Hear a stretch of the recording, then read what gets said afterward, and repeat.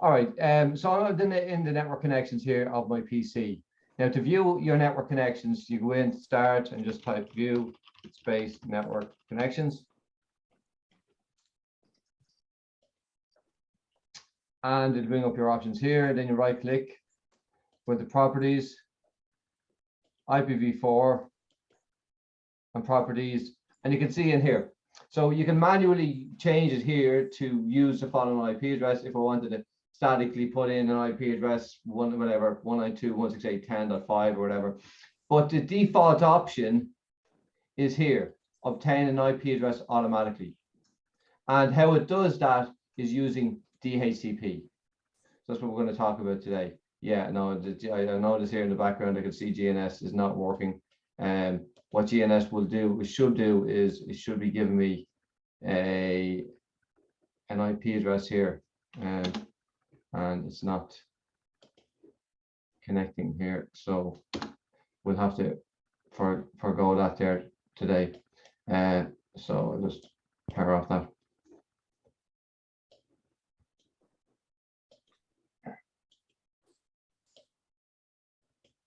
Actually, what I will do is well, actually, what I can do is let me just start a new project without using the GNS. Actually, don't. One. GNS2. Okay, so I'm going to get let me just take a router here. And I'm going to take a PC. And connect the PC into the router. Okay, let me just turn these on. So I can actually get by, I think, without using GNS in this instance.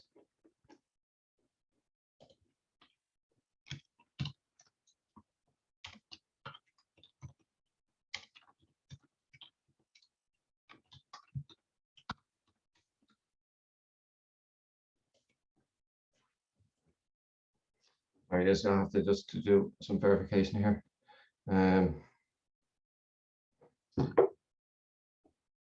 Okay. Yeah. So your default option here on your network connections is to obtain an IP address automatically. And how it does that, it uses the protocol DHCP. DHCP stands for Dynamic Host Configuration Protocol. It's basically a way of, or a method or a process in which when you boot up a device, like a device being typically a laptop or a client device, a laptop or a desktop or even a phone, it will automatically get its IP address details.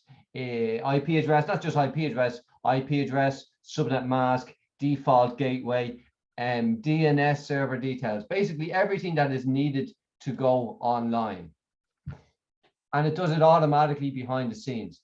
Now, the reason why it does it automatically is, can you imagine if it was a manual process where everybody that was working a PC had to log in and go into view network connections and right click and go into properties and go into IPv4 and properties and type in, you know, first of all, they need to know their IP address or subnet mask with their default gateways and the DNS servers. So obviously, basically half the world's population would not be online if they had to manually do this, because they wouldn't be technical enough to have that information at hand. So yeah, DHCP is there to simplify, you know, to simplify user experience, to streamline user experience. So they don't realize it's happening. And if they have their laptop, they're working from home, the laptop connects into their Wi-Fi connect network. They close their laptop, they go into a Starbucks later on, and their laptop will connect automatically to the Starbucks network, and they'll get a different IP address, a different subnet mask, a different default gateway, different DNS servers.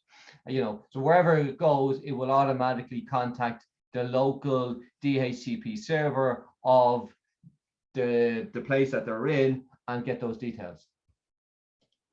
Okay, so let's bring up a couple of slides here on it.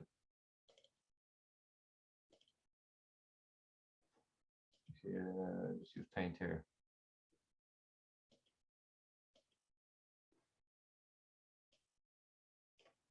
So DHCP stands for Dynamic Host Configuration Protocol.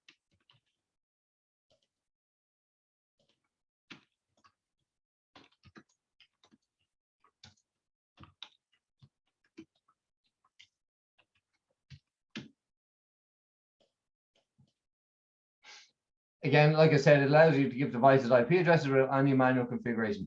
If the IP address is given for a lease time, so it's called a lease, and typically the lease will be for a set amount of time, usually 3 days or 24 hours or 1 day or something like that. Okay, so it's leased out to the client.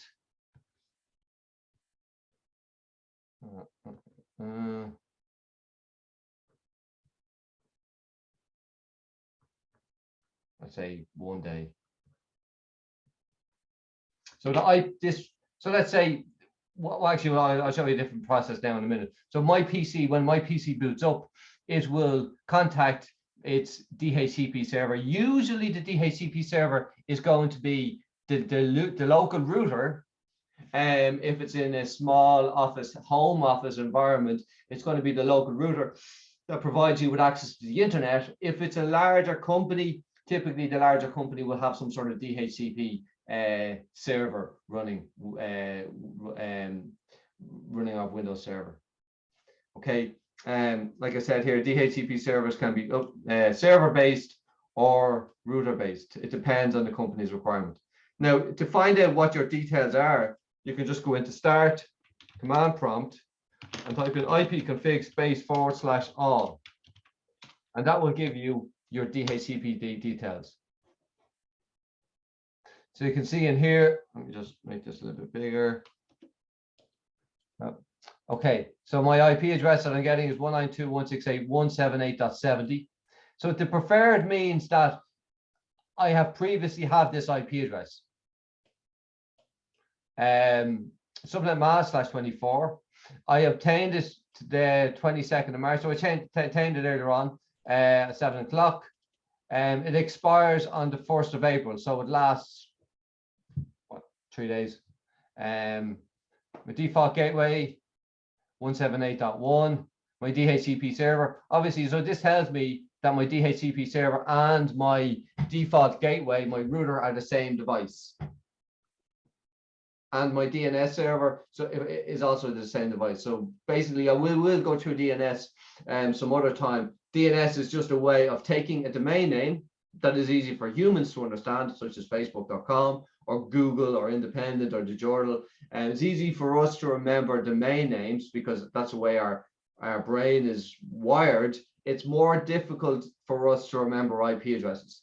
So domain name server is a sort of conduit between domain names and their IP address, because you can't, a router is not going to route per domain name. It needs to have it translated to an IP address that it can understand. Okay, any questions on that? No. Okay, cool. So the whole process happens when a device boots up. It's going to check, the operating system is going to check to see if it has an IP address. So it will check against itself and say, do I have an IP address? If it has an IP address, it's happy. If it doesn't, it will send. So if it has an IP address, it looks at the lease and says, okay, I'm halfway through a lease time of an IP address. So I don't have to do anything. But if I don't have an IP address or my client doesn't have an IP address, it sends a broadcast message, which is a DHCP discover message. You can see it there. To all the devices on the network saying, I'm looking for a DHCP server. Okay, it's option number 53. We'll go through it now in a minute. The DHCP server, if it's on the network, will see the request from the client and will offer an IP address. So it'll say, okay, do you want 192.168.10.5? And it's a question. It's an offer. Okay, so basically the client doesn't have to do you want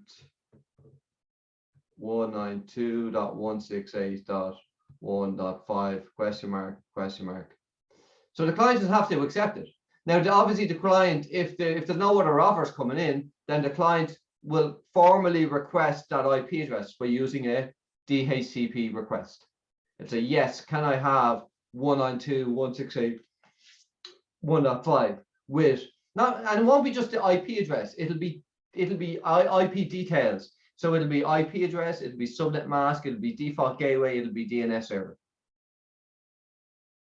And then the last one then is where the DHCP server will assign the client the IP address, the subnet mask, the default gateway, and the DNS servers, and will bind the MAC address of the client. So let's say the MAC address, the client's MAC address is AAAB. So DHCP server will say, I'm going to track 192.168.1.5. I handed that out to the MAC address of the device AAAB, and the lease time is 24 hours. Now, what will happen is, if my client knows that the 24 hours is counting down, so it'll say, okay, the lease time 24 hours of that IP address. So if my client gets that IP address on a Friday evening, and I turn off my machine, when my machine boots up again Monday, its IP address is gone, because if it gets it on a Friday evening, the lease time is only going to last until Saturday evening. Now, how the device will never lose its IP address if it's always on and always on the network. Why?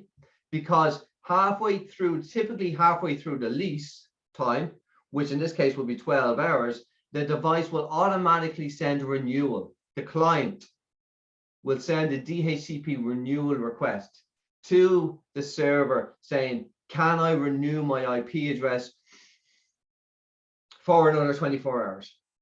Kind of like what you do if you were renting a house or something like that, or you're renewing your contract.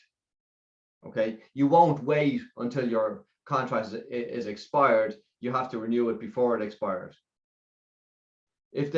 So if you think about it, if the client doesn't renew its IP address, what's going to happen? It's going to lose its IP details, and then it's going to drop off the network.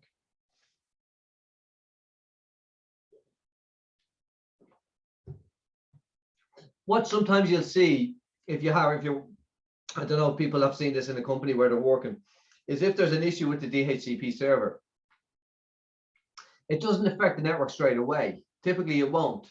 What will happen is gradually devices will start. So if you have a DHCP server standalone device, and all it does is DHCP server, all it does is hand out IP addresses, and it goes offline for some reason, what will happen is some devices will lose connectivity straight away.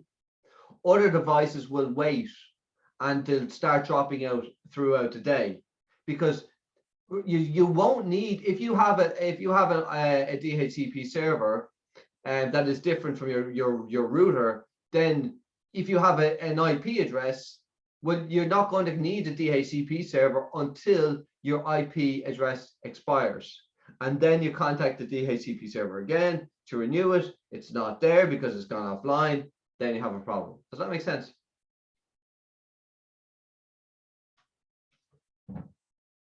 Okay. Let me show you this process on GNS. So we can still run this because I don't need VMware to be connected here in this instance. So let me go into console in here. So what I'm going to do is I'm going to go through the process of, so we're going to set up this router here as a DHCP server.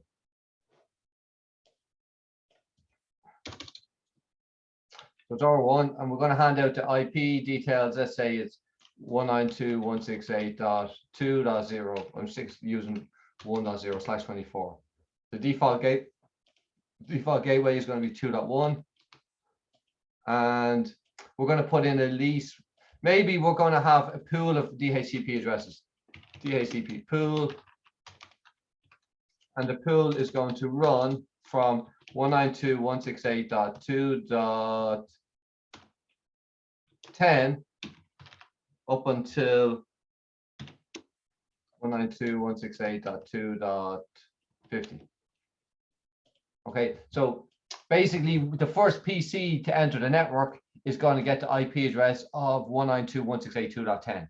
What typically you might do is you might keep the first couple of addresses for your standard network devices, such as your router. You don't want to be, you're not going to give away PC1. You're not going to give PC1, for example, the very first usable address in the network. Or, you know, so maybe the first 10 addresses here are going to be reserved for key devices. Does that make sense? All right. All right, so let's set up a DHCP pool. So we will go in here and go config space T, IP DHCP. Actually, we'll say DHCP. DHCP excluded addresses. So basically, I want to do IP DHCP excluded addresses because I don't want to hand out in the network. So I'd say 192. So I'd say my low address. My low address will be 192.168.2.0 space my high address 192.168.2.9. Yeah. So that basically is telling the router that do not hand out any IP addresses in this pool. Okay. So then I'm going to go into the router here first. Do a show IP int brief, and I'm going to, what is this connected on? Gig 0/0. Config space T interface gig 0/0 IP address 192.168.2.1 255.255.255.0. No shutdown. Okay. Make sure that that is the correct IP address. 1 second. Let's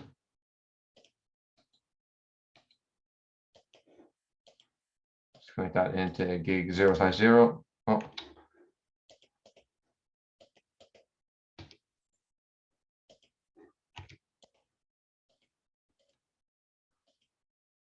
Gig 0/0. Okay, cool. Sorry about that. Right. So now I have to create my DHCP pool.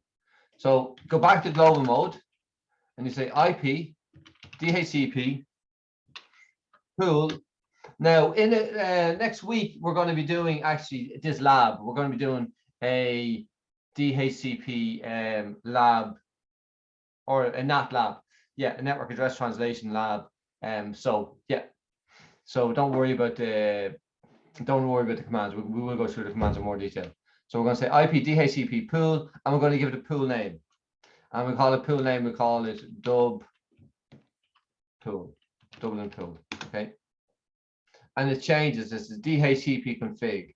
So anything I type in here is going to affect this pool that we're giving.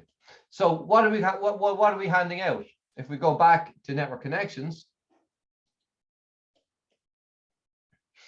IPv4 properties, we're handing out an IP address, subnet mask, default gateway, and DNS servers. Okay, so that's what we have to configure. So the pool that we're going to configure is going to be in the network 192.168.2.0. And the subnet mask is going to be /24, so it'll be 255.255.255.0. Okay. Default gateway. You don't say default gateway because that would be too easy. You say default router or default router. And the default router address is going to be 192.168.2.1.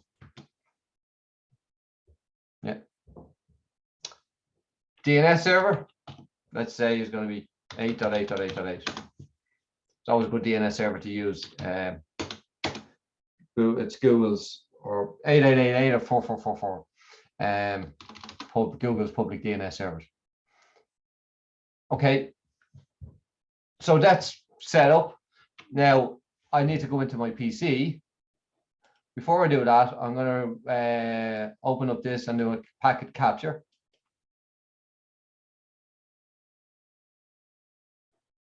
Wireshark. Go into my PC here. Console. And I'm going to configure my PC to get an IP address from DHCP. So IP address space DHCP, I think it is. Oh. IP address. Yeah, IP space address.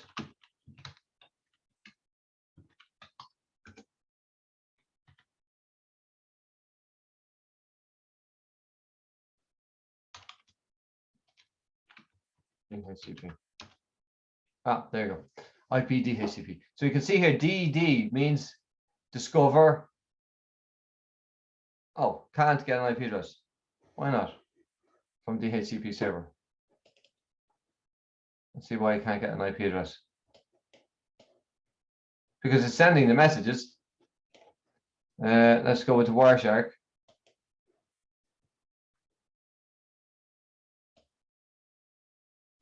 So you can see here, it's sending it. Let me change this here.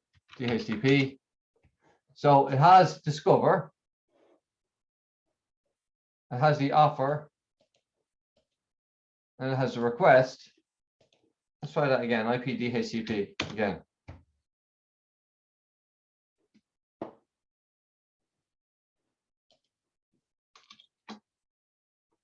Show IP int brief.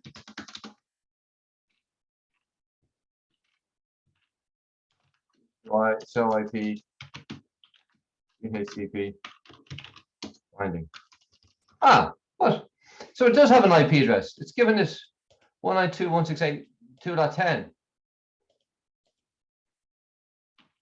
Show IP.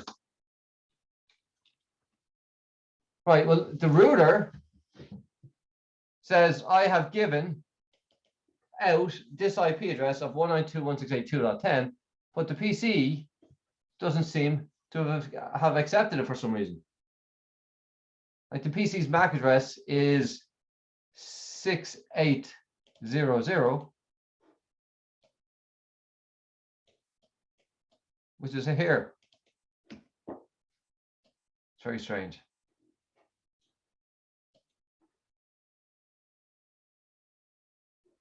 Go into Wireshark. You can see your 4 message now. The 4, I have seen this on the exam being asked of the types of messages, the DHCP messages. So one of the questions is the order in which they come in. So you just need to remember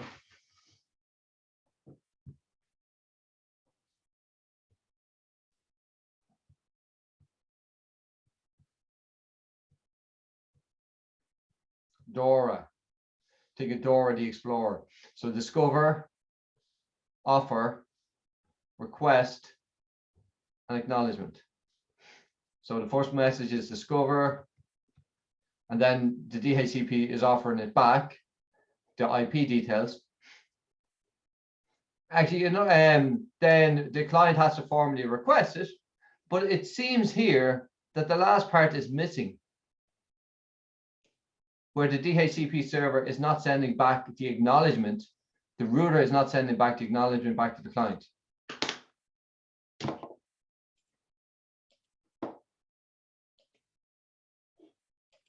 Let me just do a show run on this. Oh, PC, let me go to router here. Show run. It's all right. IP DHCP pool 192.168.2.0. Default router 255.255.255.0. Default gateway 192.168.2.1. DNS servers 8888. Like, you can see the messages here. So you can see discover, offer, request. So the discover, this is the message sent by the client. Now, so you have the source MAC address, 6800, at the destination, so it's a broadcast message. Now, remember, the client doesn't have a source IP address. So the client uses 0.0.0.0 as an IP address. So basically, 0000 is the client's way of saying, I don't have an IP address.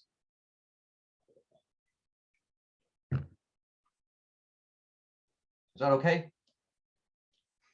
So this is a broadcast message. So all devices in this network will receive this request, this discover message from PC1 because it's a broadcast.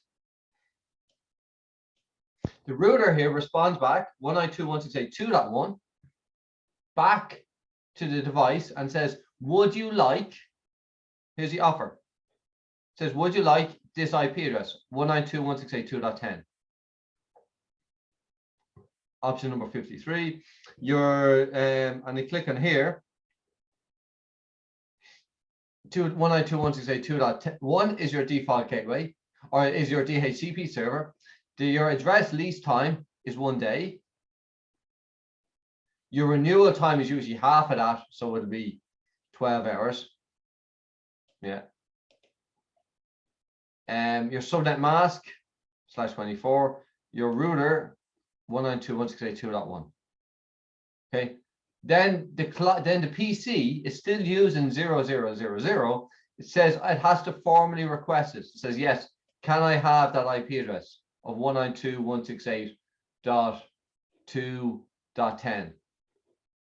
So this is your request.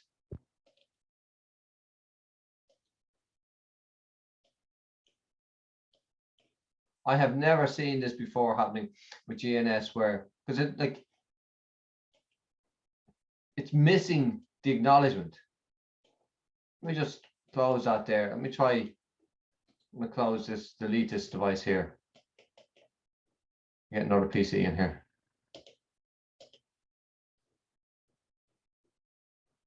What I will do is, I'm going to get another router. I'm going to get a router here. This will tell me what type of device it is.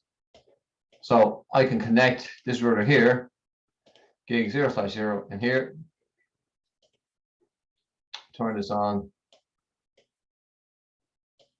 I mean, this at least will tell me if it's an issue with the PC or if it's an issue with the DHCP. So back onto this router here, R2. So I can configure this router here, R2, to act as a client.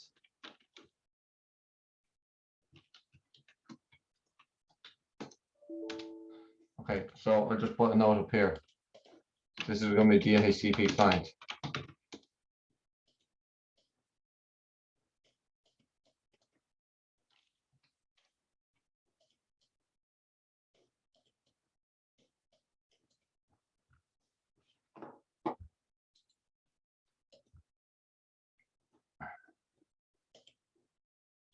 Console in.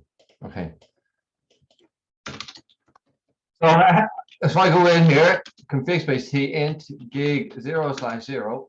Let me just turn off Wireshark for a second. Go back in here again.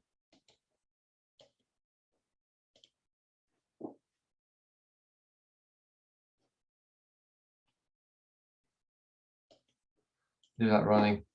Go back into my router here again. And I'm going to say, so normally I want to assign interface gig 0/0 an IP address. So normally you would manually do IP address 192.168.2.2, okay, for this interface, this green one here, yeah. But I can configure DHCP on this interface, so R2 will get an IP address from a DHCP server, which is R1. Is there any questions on that? So I can configure R2 to send a DHCP request message all the way over to R1 to say, I am looking for a DHCP server. Can you give me an IP address? IP space address via DHCP. And enter. Let's see if that works. Before I do that, you have to no shut down. IP address space DHCP. Let's see if it gets an IP address. Okay, it's sending it. Discover offer request acknowledgement. Okay, I have got an IP address here. My router here has got an IP address from R1. Look, IP address. So now if I end and I do show IP in brief, you can see it's given the IP address 192.168.2.11. The method is DHCP. Because I didn't manually assign 2.11 to that interface, I used DHCP to get that. Now, you never do this in a real environment, because why would you set up a point-to-point link where you have two routers? Why would you set up DHCP when it's much easier to manually assign two addresses on it? So it would be more difficult to set up DHCP than to statically assign two IP addresses on those two interfaces. But DHCP comes into its own if you're configuring 100 devices to get 100 IP addresses automatically. I just didn't know why that PC earlier on couldn't get an IP address. Try it again. It doesn't really matter now because it did work.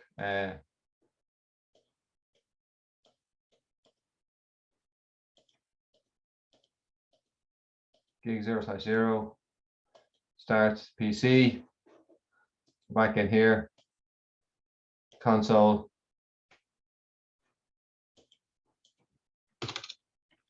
IP space DHCP. Do you want to switch on Wireshark so we can see it? It just can't get it. It's on the PC end. The PC is, so basically the PC isn't acknowledging, isn't sending, isn't requesting it. Like with the router, you can see the full DHCP details. So you got your offer, you got your request, and you got your acknowledge. So discover, offer, request, acknowledge. So there's that with the router there, your 4 messages. Discover, offer, request, and acknowledge. This here is just some sort of an issue here on GNS.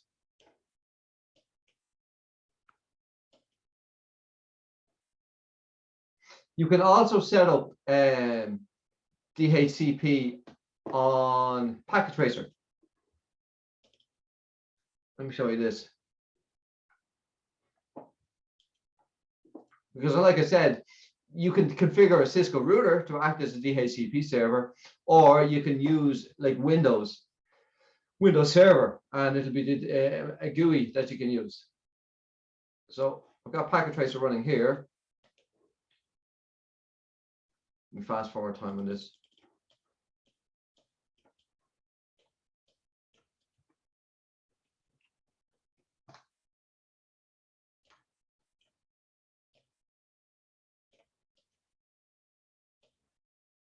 Okay.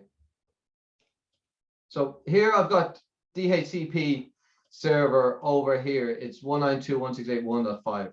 Actually, I'll just make it a bit smaller here.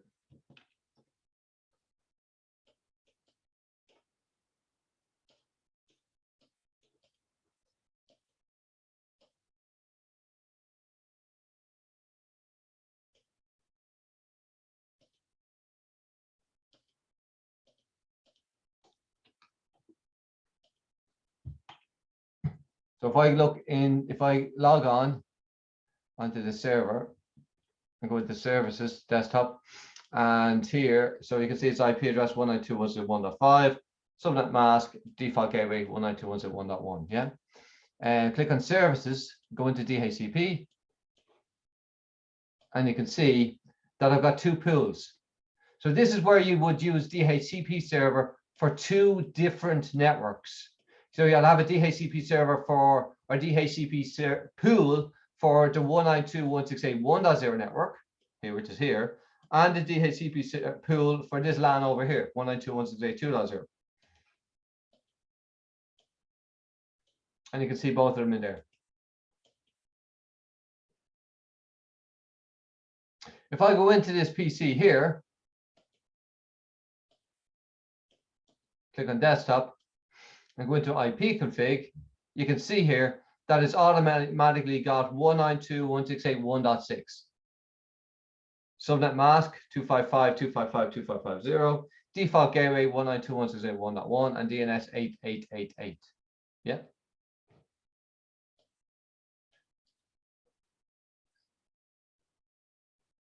Now, does anybody see anything wrong with this network, per se, from a DHCP standpoint?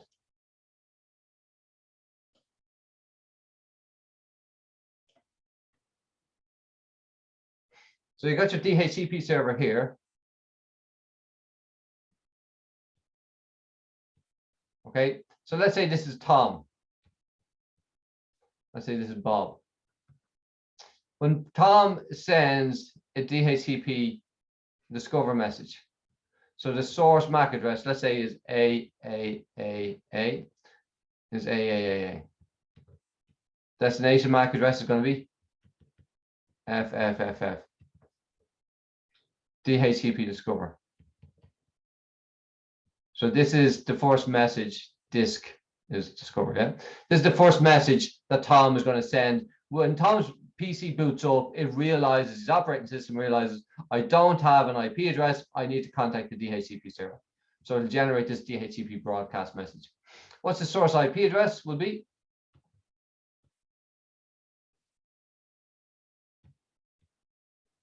.0.0.0.0.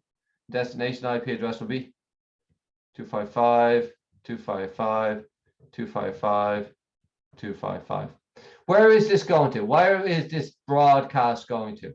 It's going to all devices in the same network. Yeah.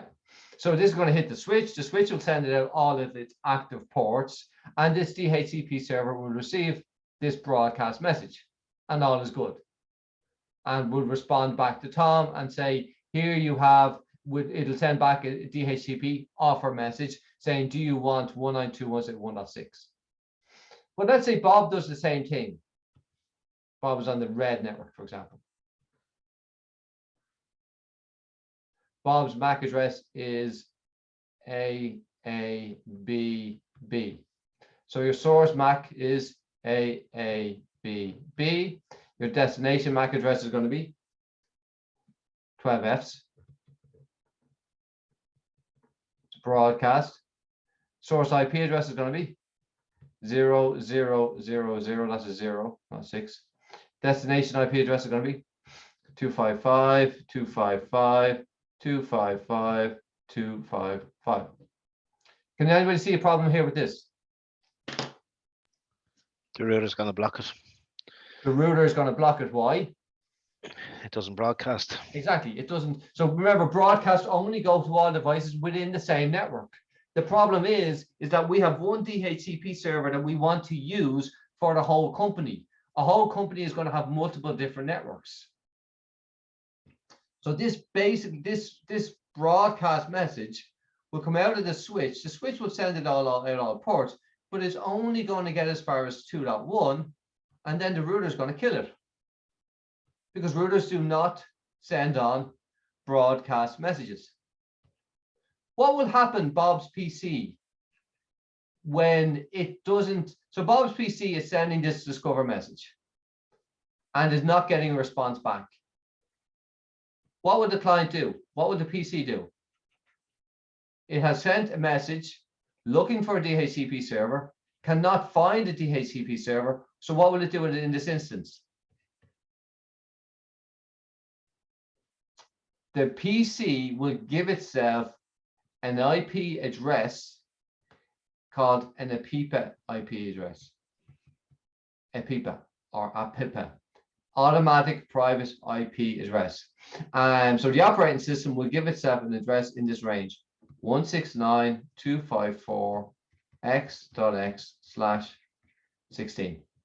This is a reserved IP address that PCs will give themselves if they cannot find a DHCP server. So if you're having an issue with PCs and you do an IP or IP config /all, and you see that the PC has 169.254.5.3 or something like that. This is to tell you that this PC is unable to contact the DHCP server for whatever reason. So the PC's own operating system is going to give itself 169.254 address. Any questions on that? Let me show you. So we're having a problem where this guy here has got an IP address 192.168.1.6, but this PC over here is unable to get an IP address. He has DHCP configured, but it's not getting an address from 1.5 because broadcast only is going as far as 2.1. So this PC's operating system is going to give itself 169.254.206.109/16. The reason why it gives itself such a large range is it limits the chances of having another PC in the same network with the exact same IP address, 206.109. You can see here, DHCP failed, a PIPA has been used. This guy is, see if this guy is. Yeah, 169.254.2177. This guy, 169.254.206.109. So what it does is it allows for these two PCs to contact, to be able to communicate with each other, because they're going to be somewhere in the same network in this 169.254. They're automatically given an IP address that they can talk to each other, but they can't do anything else. They don't have a default gateway. They don't have DNS servers. They only have, so I could go in here and I could ping 169.254.21.77, and you can see again the response.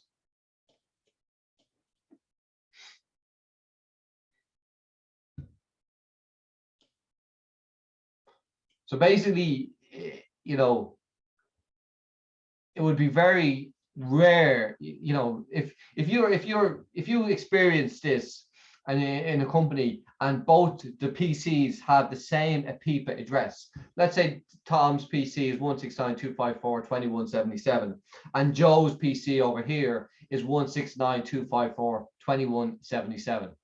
Go out and do the lotto, because you're just hit 1 in 65,534 chances of the two of them using the same IP.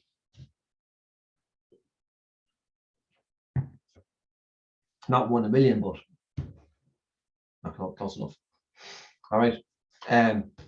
But we still have a problem, because 169 addresses is not going to do anything. We're not going to be able to get on the internet. We're not going to be able to communicate with anyone else outside of this network.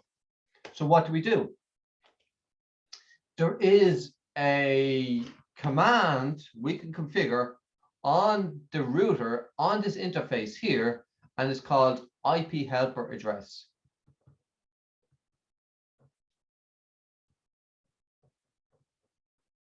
And basically what you're doing, so basically your discover messages are coming in from the PCs and they're hitting 2.1, and then the router's just killing them. It's just killing the packets, it's just dropping the packets. So what the IP helper address does is tells the router, it says, will you contact the DHCP server on the client's behalf over here? So you go in and you go into the router and you say IP helper address, and you say 192.168.1.5. So it's basically saying, hey, router, if you receive any DHCP messages, any broadcast messages, you can kill the messages, but generate a unicast message where 2.1 is going to be the IP address, contact the DHCP server, and act as like a proxy between the client over here, let's say Joe, and the DHCP server. So the DHCP server will respond back to the router with an IP address of 192.168.2.2, for example, and then this PC will send it over to Joe. No, there's a lot of chicken scratch here going on here. Does that make sense? So IP helper address means that we can have one DHCP server in the whole company, and we can configure all our routers with IP helper address to send DHCP discover messages across multiple networks. It won't be a broadcast, it'll be changed to a unicast address where the router will be doing the DHCP, the client's bidding on his behalf. So the router here is going to act as a conduit between Joe and the DHCP server. One command. Let me show you. So you do this on the interfaces that is closest to the client, because that interface is where the router is dropping the DHCP discover messages. They're being dropped on 2.1. So if I go into CLI,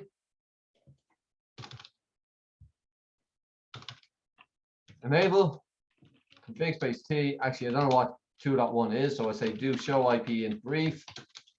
And 2.1 is FA0/1. Config space T interface FA0/1 IP helper address, and it's 192.168.1.5. So basically, I'm telling the router that if it receives any DHCP messages, to flood them,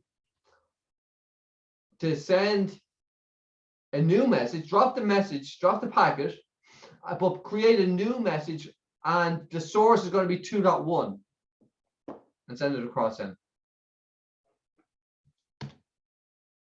So there, I've done that there. Let's go back to my PC here. Let's see if it automatically gets an IP address. So basically what happens is this PC, even because it's using 169.254, it will in the background still be sending discover messages all the time. Okay, oh, no, let me just fast forward that maybe. Ah, look, DHCP request successful. So it did 192.168.2.6. This guy here, 192.168.2.5. So it was able to go across into a different network and contact this DHCP server here. That IP address or IP helper address is the reason we can have one DHCP server throughout our company. Because, you know, you don't want to have, if you have 4 or 5 offices, you don't want to have 4 or 5 different DHCP servers. Just have 1 or 2 as one primary, one standby, because they're expensive devices.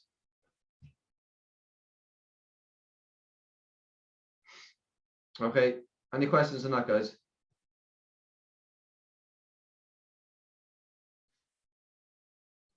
Nope. Right, okay, cool. Close that then off.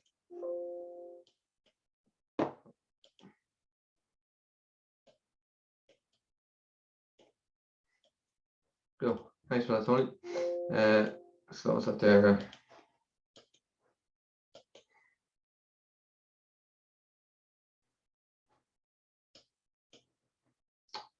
Let's close this.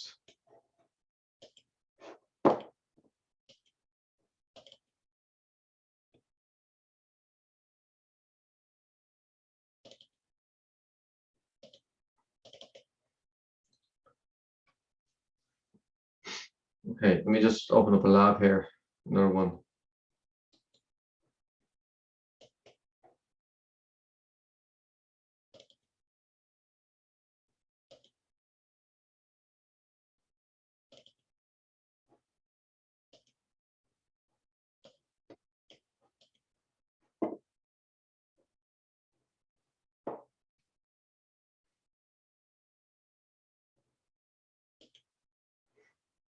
Okay.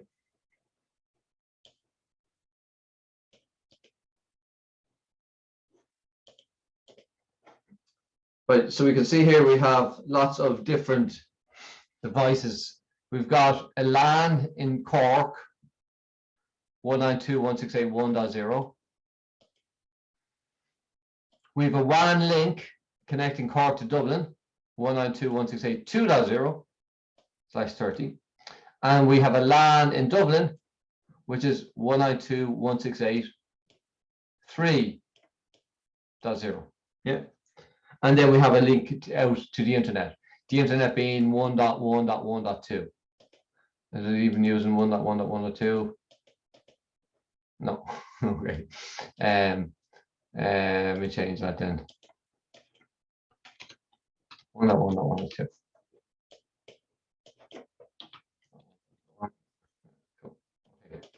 Doesn't matter. We're not going to be using this maybe for that purpose. All right.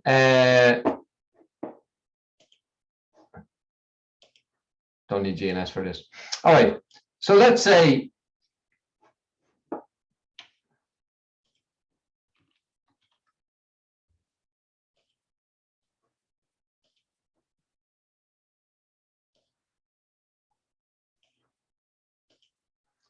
just copy this here, open up Paint.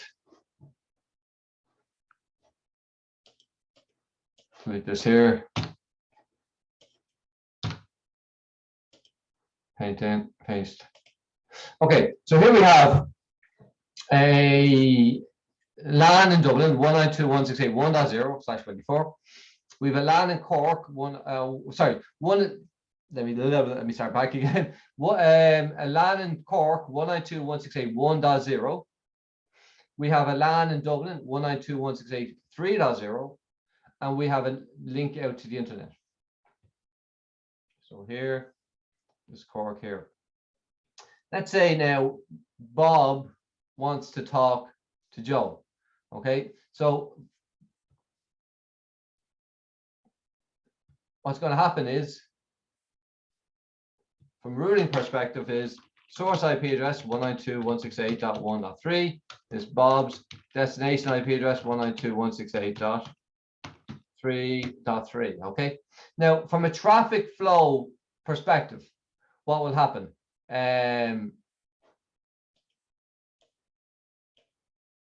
So this packet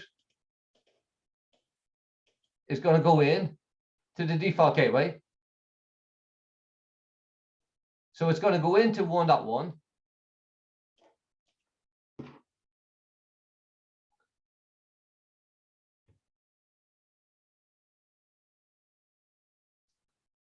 Here. The Cork router is going to inspect it and it's going, oh, you're going to 192.168.3.3. The Cork router will check against its routing table to see, do I know how to get to 192.168.3.3? And says, yes, I need to send it out this interface here, 2.1. So the Cork router will send it across to Dublin.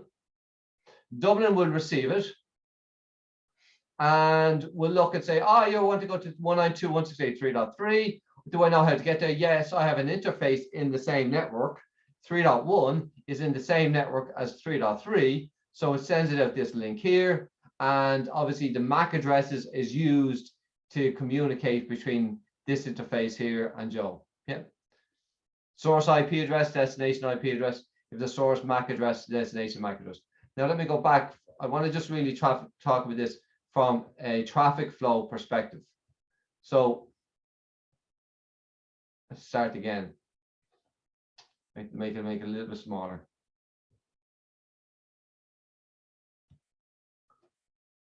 Source IP.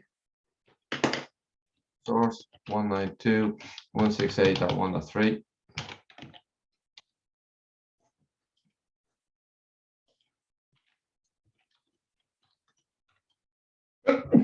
Excuse me, 192.168.3.3.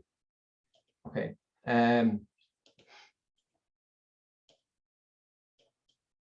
So it's going into Bob here, and it's going. So how it's working is, so if you this will make a lot more sense when we see what we're going to be doing now in a minute.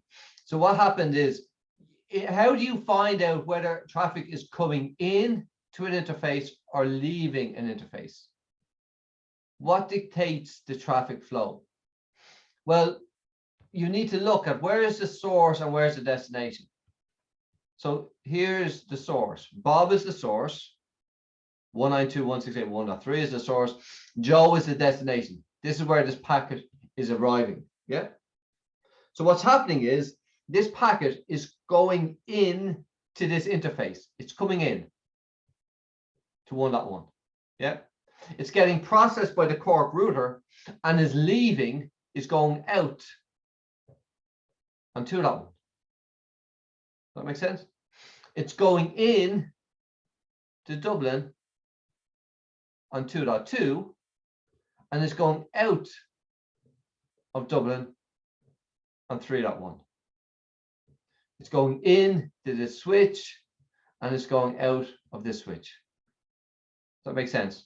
Now, how do you define where the traffic is going in or out of a specific interface? You need to find out where's the source, where's the destination, and that will basically tell you. Okay, so what will happen if you don't? Perhaps maybe you, let's say Bob here, maybe you don't want Bob to be allowed to ping or to communicate with Joe in any way. Well, what you can do is you can put a rule on a router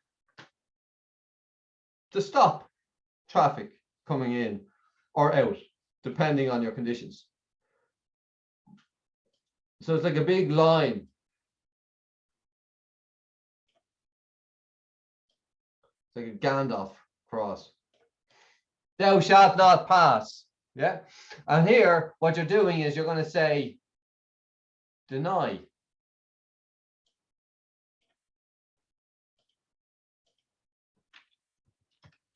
The source address of 192.168.1.3.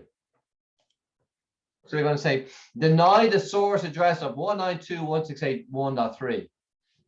You're going to say to the Dublin router. And when you do that, the Dublin router will start looking for packets that matches this rule. So it'll start inspecting all packets. In this case, going out of this interface that says, are you 192.168.1.3? No. Okay. Are you 192.168.1.3? No. Are you 192.168.1.3? Yes. Oh, you are. Well, then you're not getting out. I've been told to deny any packets with the source IP address of 192.168.1.3. Okay, and that's what we're going to talk about today. Access control lists. Access control lists are kind of like, they're like a poor man's firewall. They're a way of permitting or denying traffic based on a set of circumstances.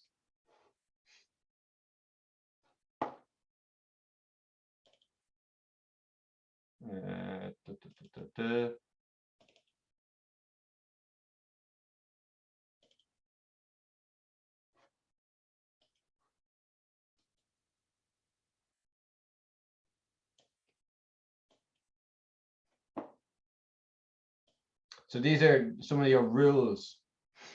Actually, what I'll do is I'll go through these two last.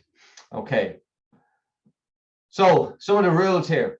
It's like having a soldier or a bouncer in front of the router, and it brings a list. So you have a list, you create a list, and the list is just a list of IP addresses and their actions. Deny this IP address, allow this IP address, deny this IP address.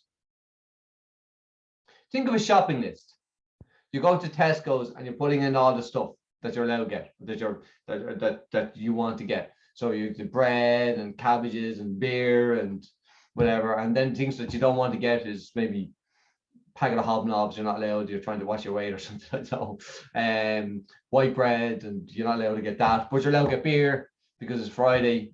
So I don't know. So you have a list of stuff that you want and that you're getting, and then you have a list of stuff that you want to stay away from.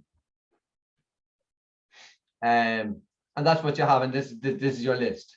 And if it's not on the list, well, if it's not on the list, then you're not going to buy it anyway.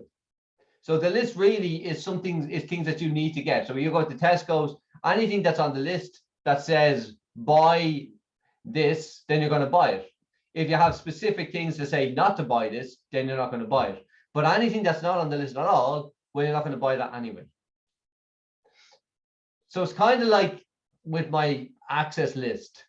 You have this list that's on a router that you give on a router, and the list is read from top to bottom. Very important that it's read from top to bottom, and you'll see that later. The very bottom, you have what's known as an invisible implicit deny rule. So if it's not specified above here, then you're going to have this deny all. That's very important. Deny all rule. You apply your access list to an interface and you specify the direction, whether it's going inbound or outbound. So there's a couple of things we do with an access list. You create the ACL. And this ACL is one list with contain many IP addresses. So one list can contain many IP addresses, like this list here. Like you go to the shoe, you go again. I'm using this shopping. Go to Tesco's. Your shopping list can contain 100 different items into one shopping list. So one access list can contain multiple IP addresses. Can contain 100 IP addresses if you want. You create the ACL and then you apply it to an interface. Best being careful to put the direction where it's going inbound or outbound. Okay. So let's have a look at this one. Best way to do this is by just going through it step by step. So let me just give me a minute here.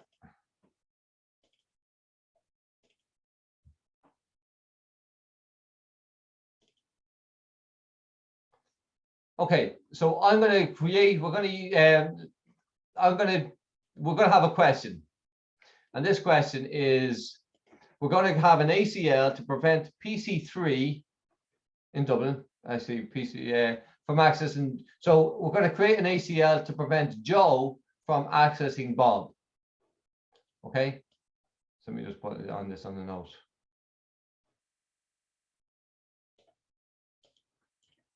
Create ACL to prevent Joe's PC from accessing Bob's PC. Joe's PC is 3.3. Bob's PC is 1.3. Okay, we'll go back to my notes here. Create the ACL, apply to an interface. There is two different types of ACLs. There's a standard ACL, and the standard ACL only filters on source address.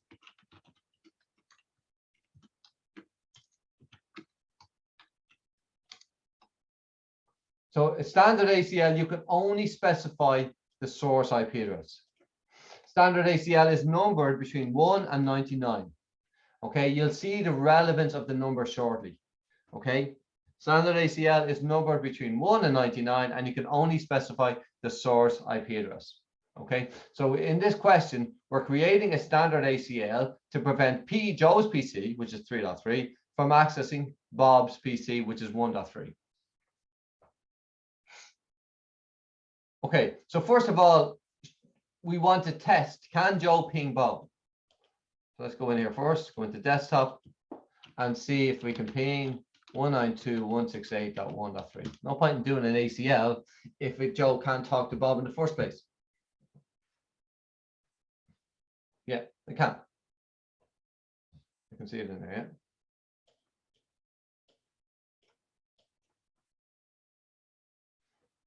yeah. Okay, so Joe can talk to Bob. So where do you think we're going to put this access list? So we said earlier on, you create the ACL and then you apply it to an interface. Inbound or outbound. So by the way, access lists are on routers. You put access lists on routers, okay? So now, so we have multiple interfaces that we can put it on. And we can put it on 3.1 or 2.2 or 2.1 or 1.1.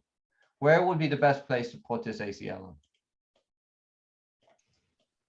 1.1, Why 1.1?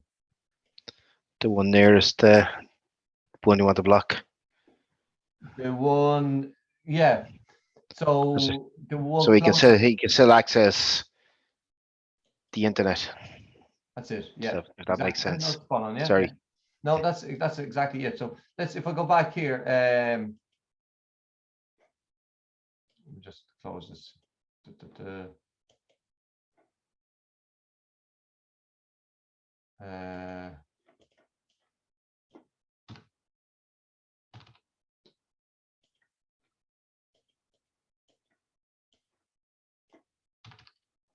I'll paste this in. Cool. So let's say we have Joe here. Okay, Joe's IP address is 3.3.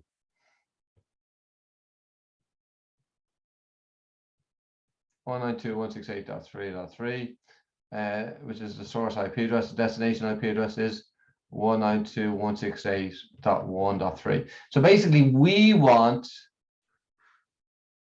the routers to be stopping packets coming from Joe 3.3 across to Bob 1.3. So basically, if we do it on, let's say we do it on 3.1. What will it look like? So the rule itself will say something like this. It will say deny the source as the source 3.3. And if we put it on 3.1, will it be going inbound or outbound that we'll get this feed if we put it on 3.1?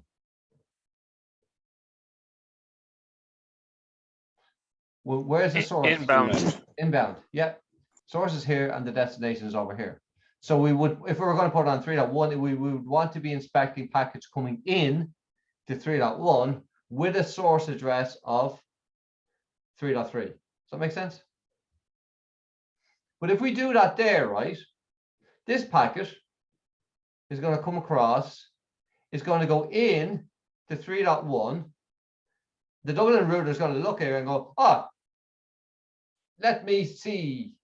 What's your source IP address? My source IP address is 192.168.3.3. And the router is going to say, I have a rule saying deny any packets with a source address of 3.3. And that's fine, because here the destination is going to 192.168.1.3. But what would happen if the router, or sorry, if Joe was going to the internet?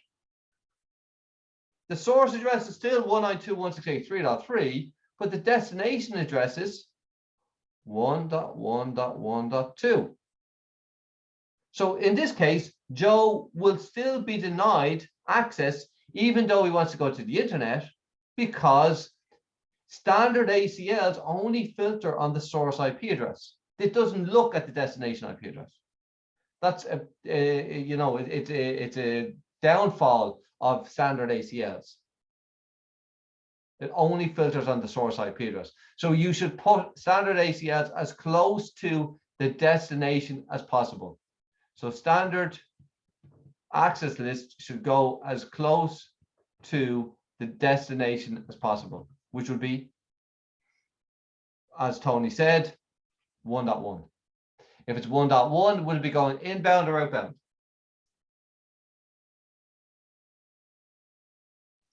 Out. Out, yeah. It would be leaving. Going. So if again look at the traffic flow. The source is coming from Joe, it's going to Bob. So traffic will be going in to 3.1, going out of 2.2, coming in to 2.1 and going out of 1.1. Does that make sense? Okay. Any questions on that, guys?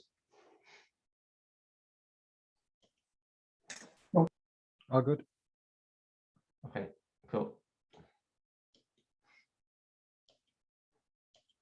So we're going to create an access list on Cork.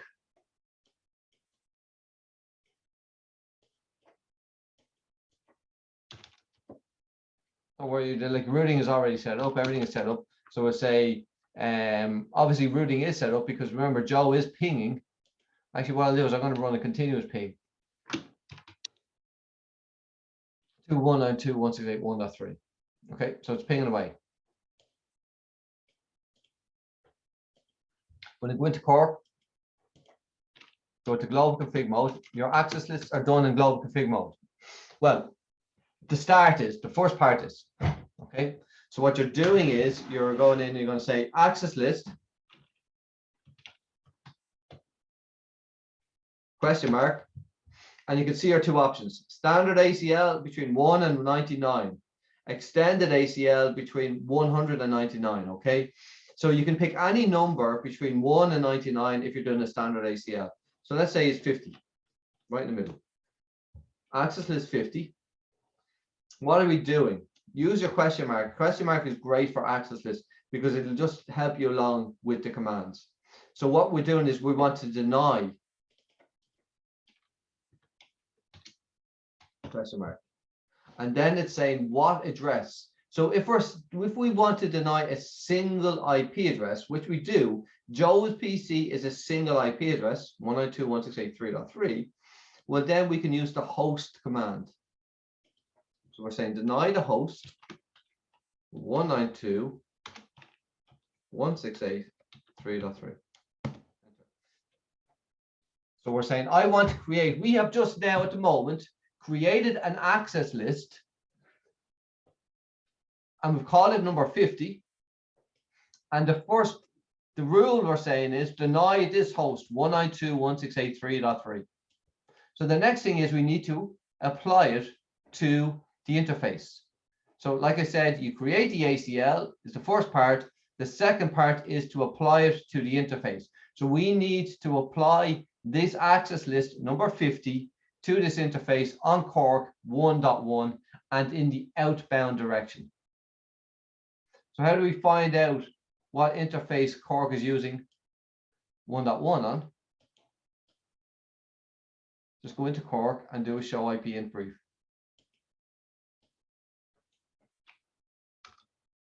Exit, show IP int brief. Okay, so we're using 1.1 is FA0/0. So we need to go into this interface, FA0/0, and apply the access list that we just created. So config space T, interface, FA0/0, and press enter. So this now is IP access group. IP access group, the number, which was number 50. So basically you need to use the same number earlier on. We created the access list number 50, then we need to match this number with it down here. Because at the moment, we've said denying it, but creating the access list does nothing. It's only when you apply the access list to the interface will it start filtering the traffic. So IP access list 50, and then inbound or outbound, we said outbound, yeah. IP access list 50 or IP access group 50, outbound. Press enter, that's happened. Let's look at Joe's. Look, all of a sudden, destination host unreachable.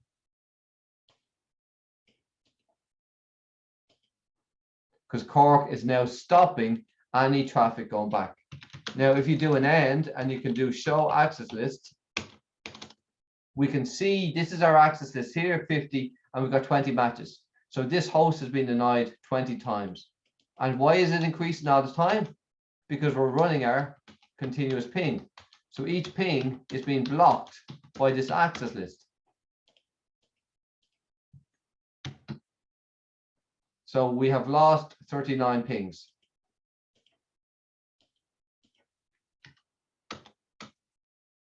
Because it was blocked by this access list number 50 that says deny this host 192.168.3.3.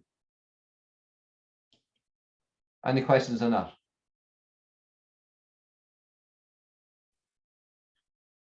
No. Created an access list to prevent Joe from accessing Bob's PC. Will Joe be able to access the email server 192.168.1.2? No. No. Yes or no? No, I don't think No. so. Why? No, because you've denied all traffic going through by the IP address coming in. Exactly. So this acts the same word. So basically this PC here, Joe, won't be able to access 1.2. Being 192.168.1.2. This is a problem with the standard ACL, because remember, standard ACLs only filter on source IP address. So all we said is deny, hey, Cork, deny any packet with a source IP address of 192.168.3.3. So this IP address, as I say, source is 3.3, and we're going to 1.2. This packet here, for example, is going to be hitting Cork, and Cork is going to say, oh, no, you're 3.3, your source address is 3.3, I'm blocking you. It doesn't matter if it's going to 1.2 or 1.3, it's going to be blocked irrespective, because standard ACLs block based on the source IP address. It doesn't look at the destination part here. So it doesn't matter what the destination is. If the source says block any packet with a source of 3.3, well, then it's going to be blocked off.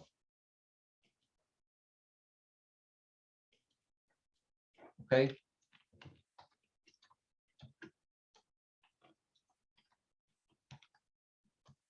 So that's what we have here. What about this HTTP server 3.2? Will 3.2 be allowed ping 1.2? Yeah, no Yes. problem. Yeah. Ping 192.168.1.2. Yep. What's wrong? It's not working. Why not?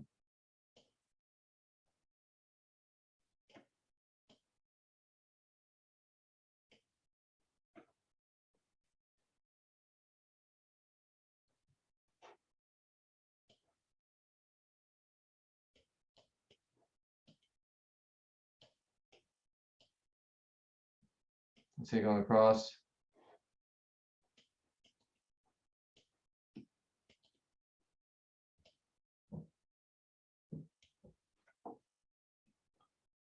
Anyone?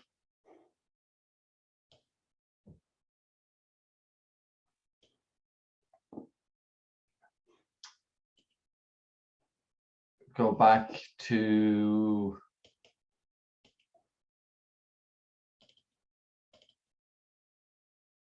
answer somewhere here.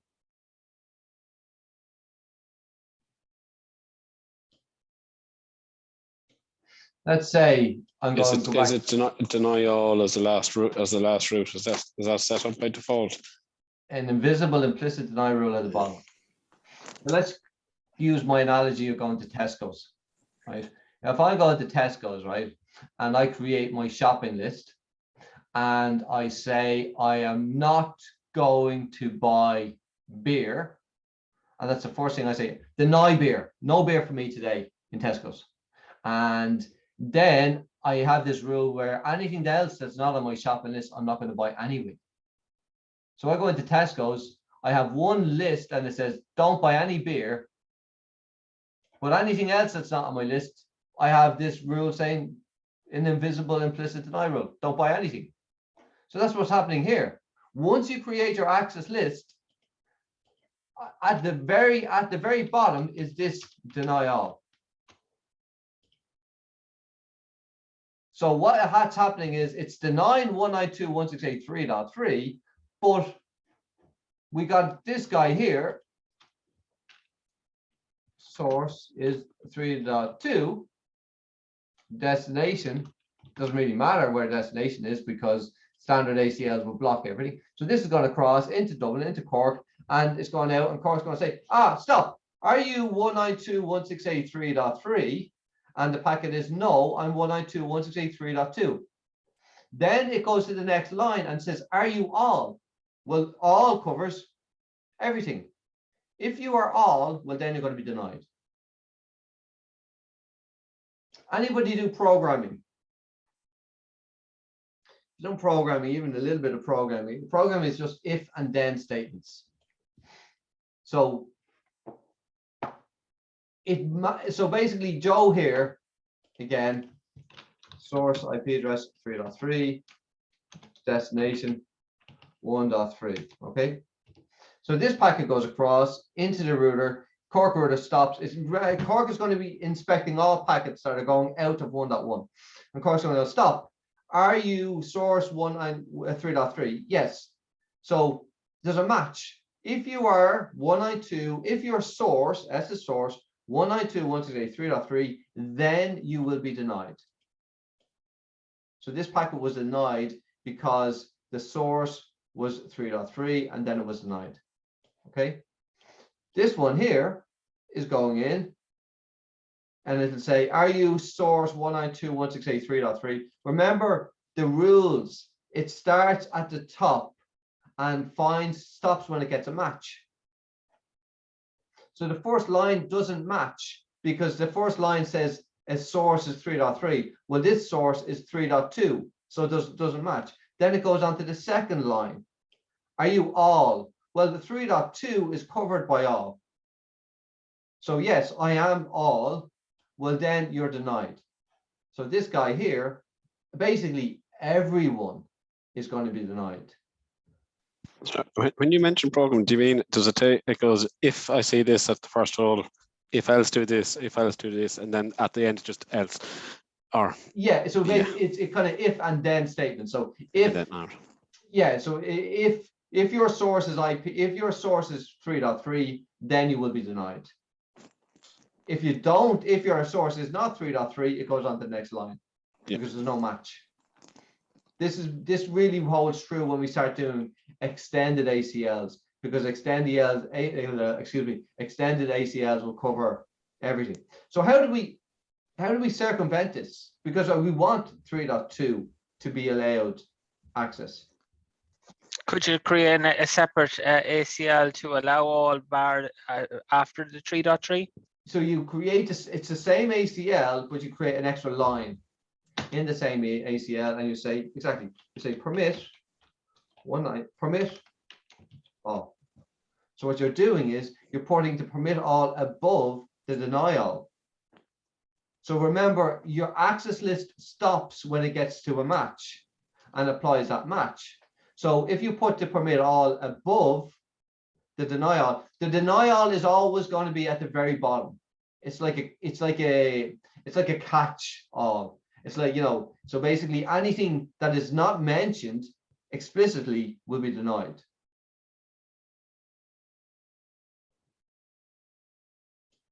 Okay. So if you put a permit any after you deny source 192.168.3.3, well, then everyone else that is not 3.3 will be allowed through.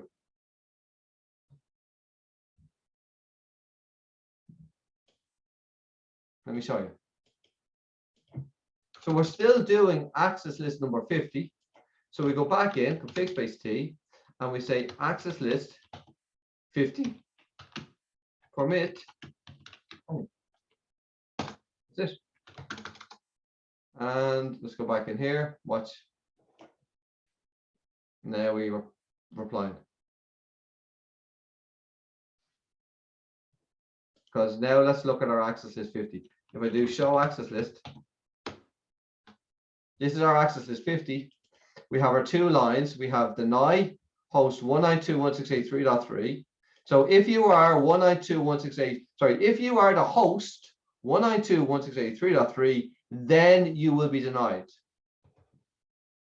If you are anyone else, then you will be allowed.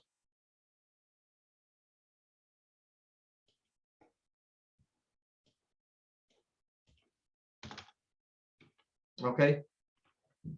Look, we'll take a quick break, take 15 minutes and come back a quarter and we'll do more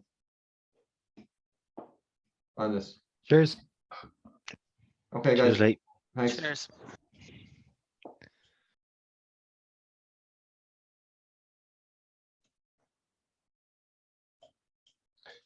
So just to go back and just to touch back on where we came from.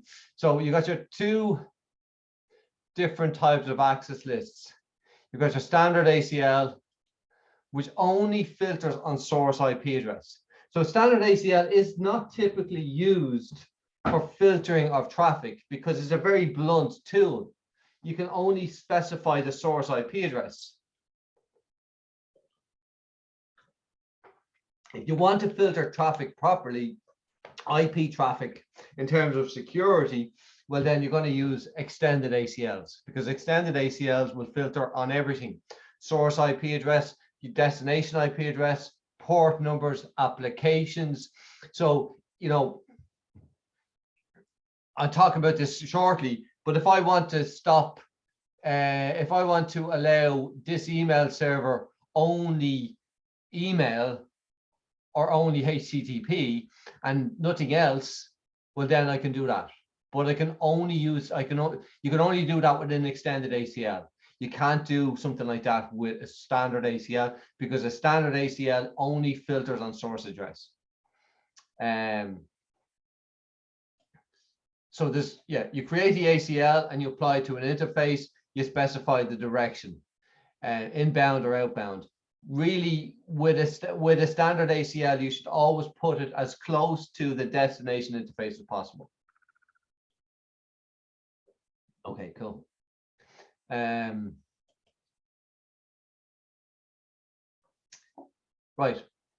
I'm going to close that there. I'm going to go back in again.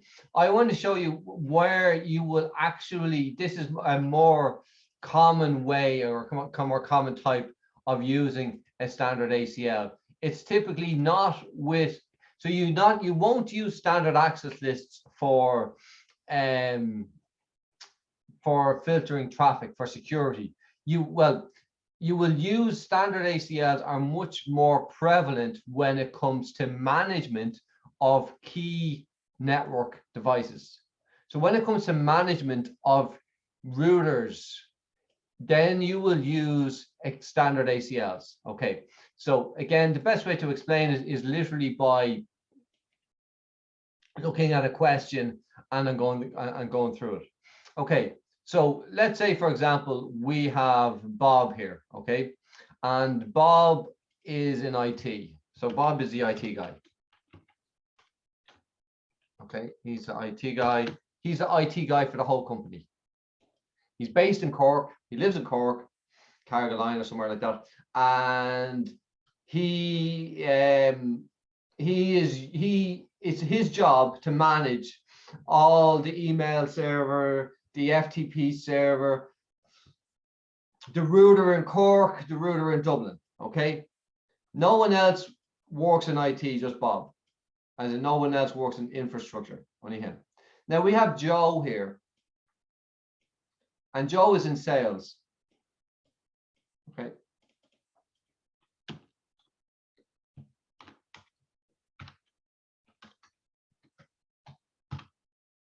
But Joe likes to think that he wants to be in IT. And Joe would love to be able to log on to Telnet. I'm going to just talk about Telnet, into the Dublin router and have a look at the details. Maybe he done a CompTIA course or something like that years ago and wants to kind of just get into more details of it. I don't know, whatever. So how would Joe do that? Well, Joe knows a little bit about IT. So Joe goes into his desktop and says, but my IP address is 3.3. So therefore my default gateway is my router is 3.1. And then Joe goes, maybe I can telnet into 3.1. He goes, telnet 192.168.3.1. Oh, I'm getting asked for a password. Jesus. This is probably not good though, because Joe is in sales. Joe shouldn't even get asked for a password because he's not authorized.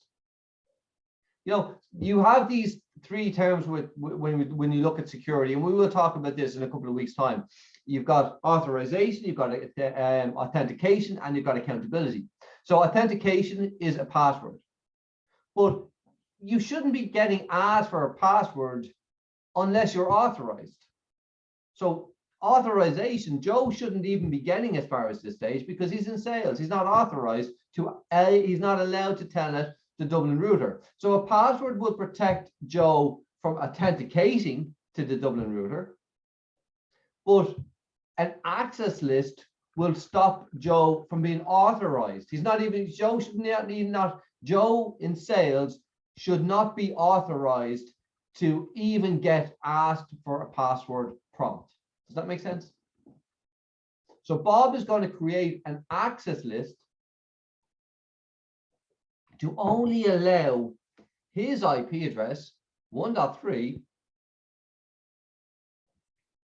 management access to the Dublin router. Okay, no one else is going to be allowed management access to the Dublin router. Okay, so it's going to be done on the Dublin router. We'll go in here, do it there, and do it in there. So let me move this up here a bit.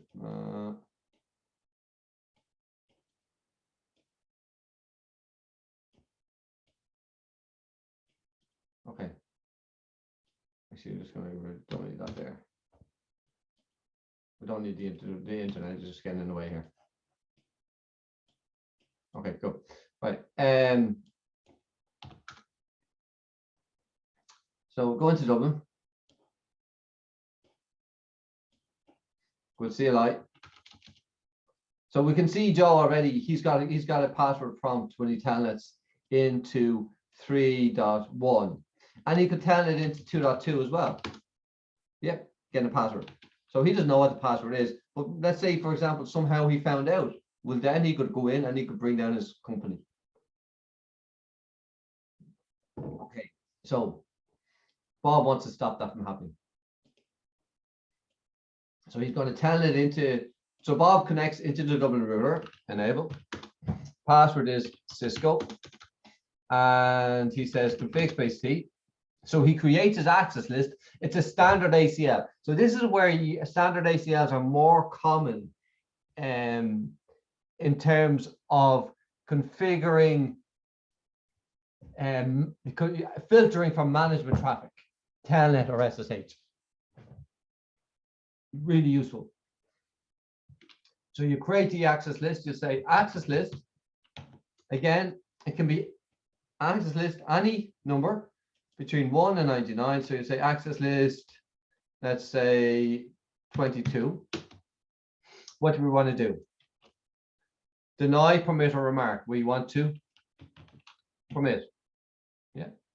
If it's so, we're creating a standard list to allow Bob in IT. So it's say permit host, because Bob is one PC. So we say permit host, and then we say 192.168.1.3. Enter. Okay. Now this is where it changes, okay? Because the problem is, right, if we just apply it, let's say we apply this access list to 3.1, right, to this interface on 3.1. Well, then Joe could still try and telnet into 2.2 because that's also an IP address. So we'd have to create this ACL on 3.1 or 2.2. What if the Dublin router has another loopback address? What if the Dublin router has 5 or 6 different interfaces? Are we going to put a management access list on 5 or 6 interfaces? No. So how you get around doing it is you create your access list, but instead of applying it to a physical interface, like we did with security, you apply it to your line VTY ports. Line VTY is used for your virtual terminal. It's where it's used where you configure your management traffic. Okay, so you go into line VTY and you say access class. The number of the access list, 22, and the direction is going to be always inbound. So there's the two commands. Access list 22, permit host 192.168.1.3. In this case, do we need to create a deny all?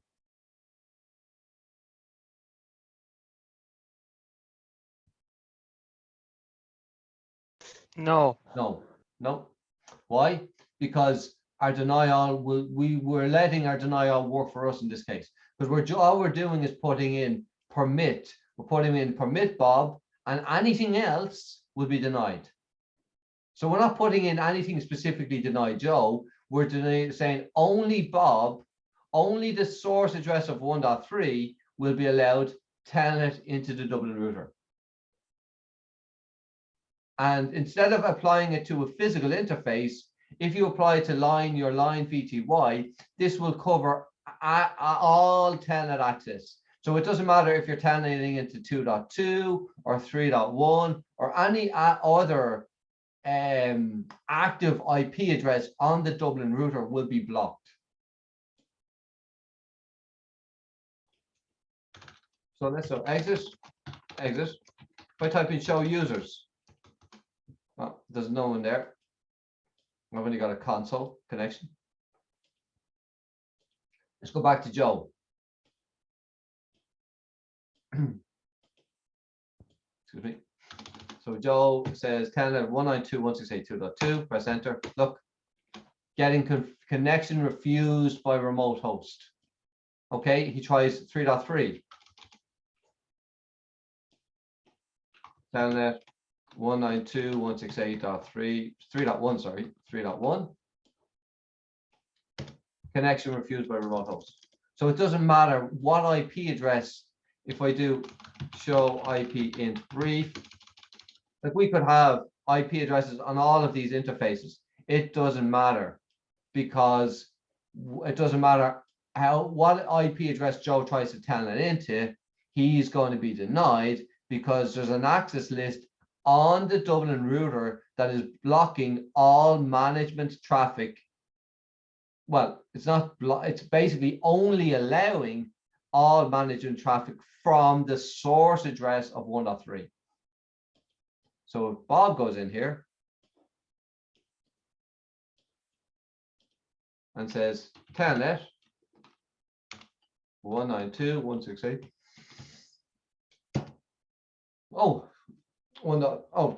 Trying to telnet to myself 192.168.2.2. There we go. Let's go. Enable. I'm in. Bob can do it. Go into the Dublin router and you do a show access list.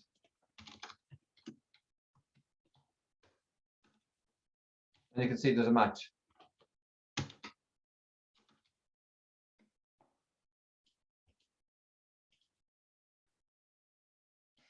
Does that make sense?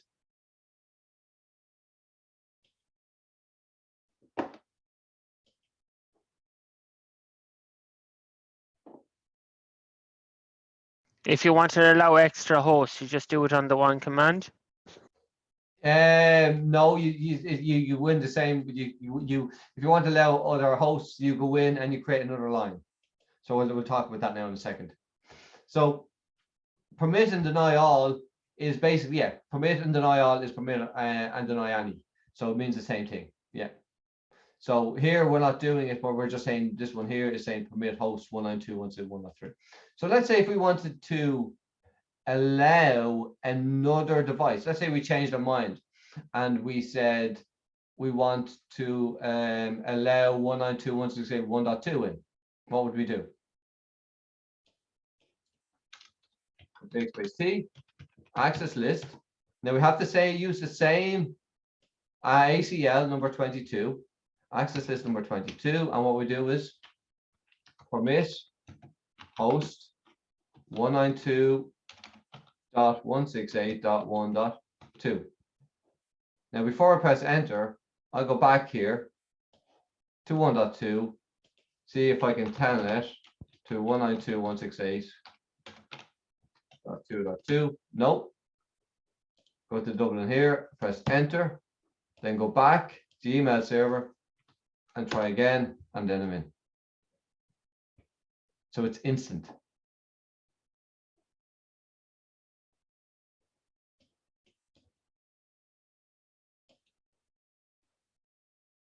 Okay. So here's really the two questions that we looked at there. Okay. So it's important to know the differences between an access list in terms of production traffic, and production traffic is seen as traffic going through a device. So we talked about Joe pinging Bob earlier on. Well, that's production traffic because it's going through a router into another device. When you're looking at production traffic, you create the access list and you apply to a physical interface and you say IP access group command. You put it as close to the destination as interface as possible in the outbound direction. So earlier on, we wanted, our production was to stop Joe here from pinging Bob. So we said deny host 192.168. So any access list number 50, deny the host 192.168.3.3, but then we had to put the permit all or permit any, which is basically permit all. Then we applied it to interface, this physical interface, 0/0, and in the outbound direction. Does that make sense?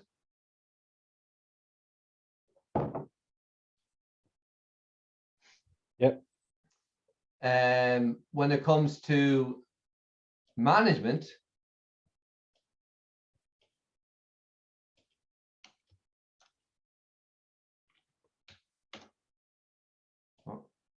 second.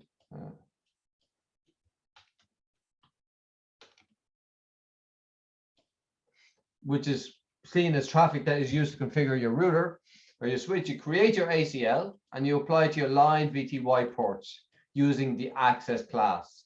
So you go in. So the first line is the same. Creating the ACL is the same. All you're doing is I want to create an access list, call it number 1. And then this is my statement, permit host 192.168.1.3. But this is where it changes. Instead of applying for management traffic, instead of applying it to a physical interface, you go into your line VTY ports and you apply it in there by using access class.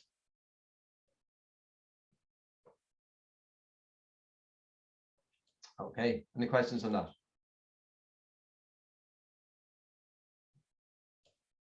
All right. I want to go back into the standard ACL. I want to talk about another topic that I probably should have mentioned there a minute ago. So we'll go back in here, go into standard ACL in here again.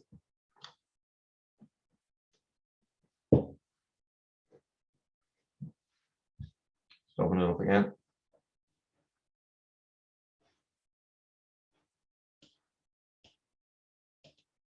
Okay, so let's fast forward this. No.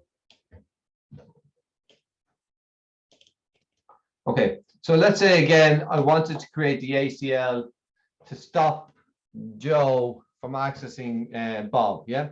So we went into the Cork router.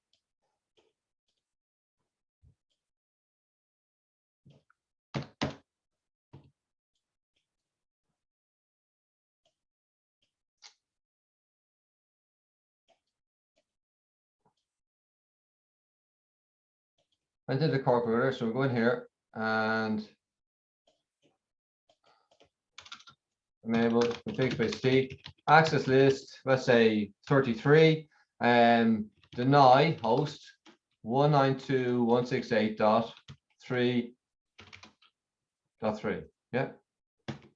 And then we need to go into this interface here, FA0/0, So we say interface FA 0/0 IP access group 33 outbound. Yeah. So access list. And there we have deny host 192.168.3.3. But the problem is, like I said, if we just apply that, nothing else is going to get through. So Joe here will not be able to ping 192.168.1.3. Yeah. But no one will be able to ping 1.3. Ping 192.168.1.3. Yeah. Okay. So we need to go back into the Cork router, big space T, IP, or sorry, access list 33, permit any. And now if I do a show access list, there's a line.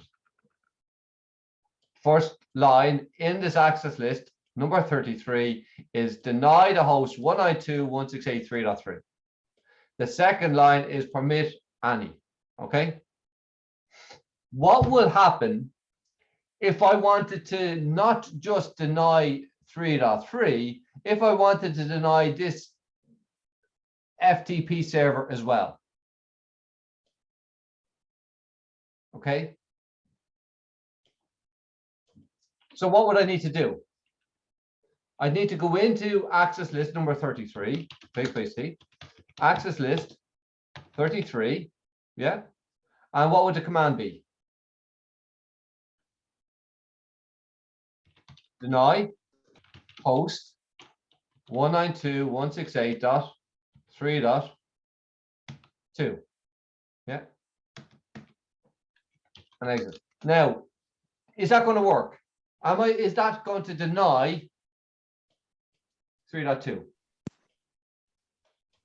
Unlikely because Depends where it's in the list. What's that? Go on, Mark. Sorry, unlikely because the access or approve access is above it. So it Yeah. wouldn't index that. Exactly. Yeah. Exactly. The order in which the access lists are in make a huge difference. So the rule is, and this rule is really, really important when it goes to configuring access lists, you should always put access lists in the most specific rules at the top. So basically, this is a specific rule because you're blocking traffic for one IP address. This is a specific rule because you're blocking traffic for one IP address. This is a very general rule because you're allowing everything.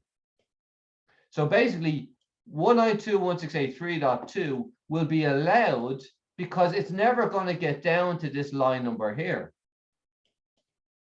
Does that make sense? So if I go in here, I will still be able to ping 1.3 here.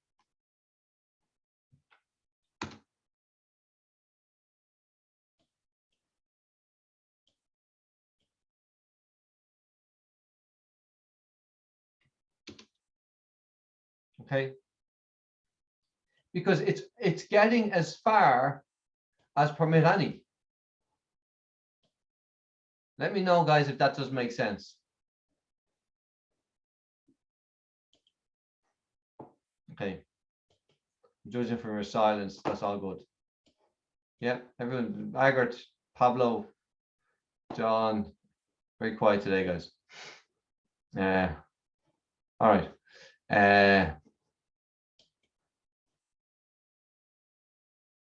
So what do I do?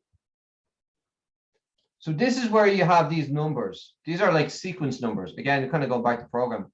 These sequence numbers give us the ability to edit an access list on the fly. So what I need to do is I can take this line here, deny host 192.168.3.2, and I can squeeze it in between sequence number 10 and sequence number 20. I can squeeze it in here by specifying a number that is in between number 10 and 20. Does that make sense? So I go config space C. Now this is a little bit different. The commands are a little bit different. IP access list standard 33. And in here, this is a kind of like, it's an editing mode for this access list. So what I need to do is I need to remove line number 30. No 30. That there, I've just deleted this line here. And I need to create another line, and I'm going to call it line number 15. And I'm going to say number 15, and I'm going to say deny host 192.168.3.2. And now if I do show access list, now it will be denied because you got line sequence number 10, 192.163.3. So basically the way it'll work is, are you 3.3? If not, if you go on to the next line. If you are 3.3, then you will be denied. Are you 3.2? If you are 3.2, then you will be denied. If you're not 3.2, then you go on to the next line. Are you any? Any covers everything. Any traffic, obviously that is not 3.3 or 3.2 will be permitted.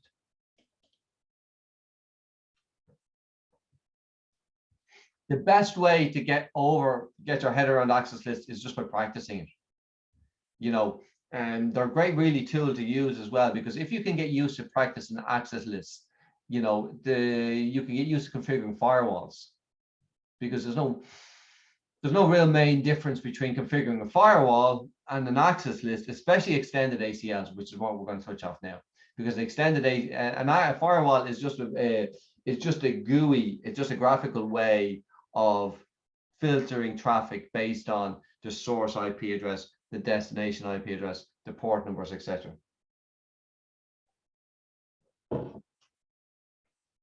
Okay.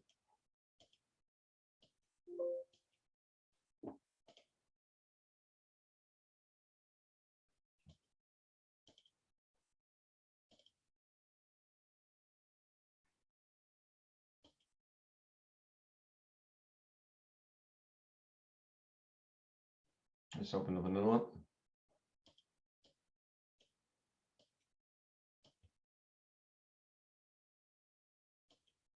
All right.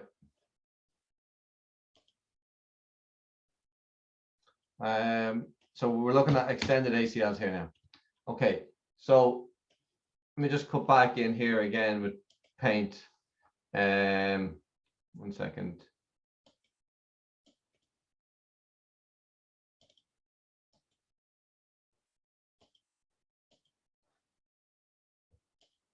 So we looked at standard ACL filters on source address only.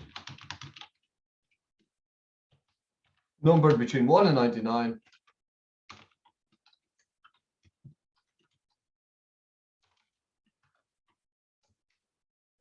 All right.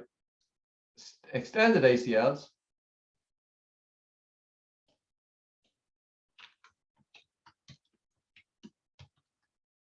(100 to 199). On. In blue. Source IP.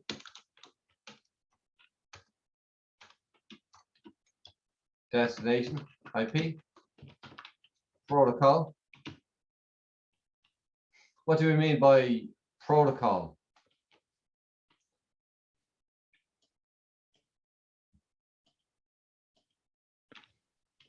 Port numbers, stuff like that. Yeah, but even before port numbers, so protocol would be, because you can have different port numbers on different protocols. So protocols would be an example of TCP is a protocol. So I can block all TCP traffic, or I can allow all UDP traffic, or I can block ICMP traffic. Or what else sort of protocol would be? OSPF is a protocol. EIGRP is a protocol. These are all protocols. TP. What's that? FTP? FTP. No, you see, FTP is a program running on TCP, and it uses TCP port number 21. So, even though it's this file transfer protocol, it's still part of the TCP protocol. So, if I wanted to block FTP, I would have to specify TCP port 21, and that would block FTP. But if I just blocked all TCP traffic, well, then that would block FTP, Telnet, HTTP, HTTPS, so these are all programs running off the TCP protocol. So TCP port 80 would be HTTP. SMTP would be port 25.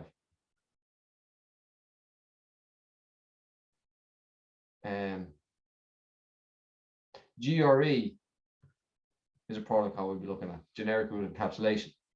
That's a protocol. So if I want to block ping, I just deny ICMP traffic. All ICMP traffic, and that would be blocked. Does that make sense? Now, all of these protocols, all of this traffic is part of one umbrella traffic, which sort of covers everything. IP. All of this is part of the IP traffic. The Internet Protocol, TCP, UDP, ICMP, OSPF, EIGRP, GRE, everything is part of your IP. Okay. One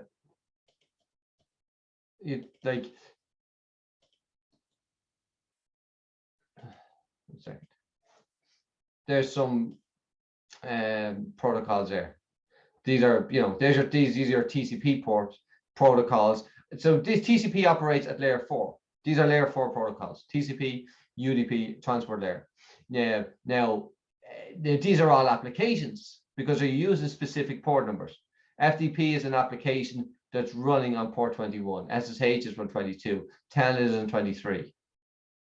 So, while TCP is layer 4 of the OSI model, FTP, SSH, Telnet, SMTP, HTTP, HTTPS is layer 7 of the OSI model.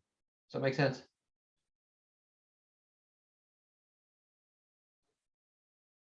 Okay. Yeah. Right. Cool. Again, best way to do it is just by doing it again and again and again and again. So we'll have a look at an extended ACL question.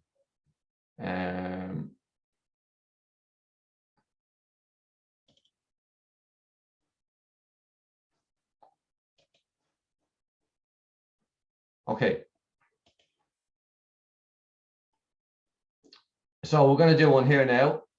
So basically, it's going to configure an access list to only allow HTTP access from 192.168.1.2 to 192.168.3.2. Okay, so let's look at this.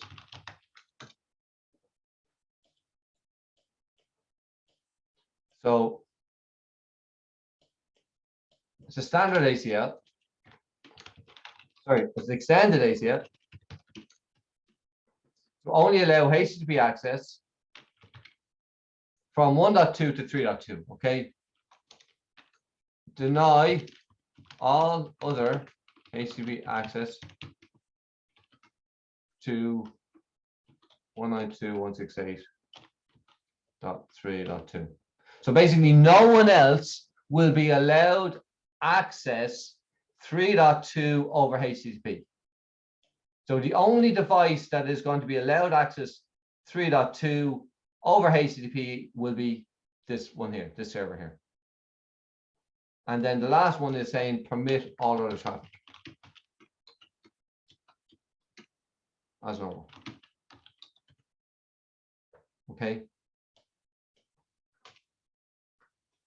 So we're doing 3 lines. So the first line, you have to take it step by step. Now, again, there's a couple of rules, which is when you're doing ACLs, extended ACLs, they're a little bit more sort of complex, obviously, than standard ACLs. So a really important rule is most specific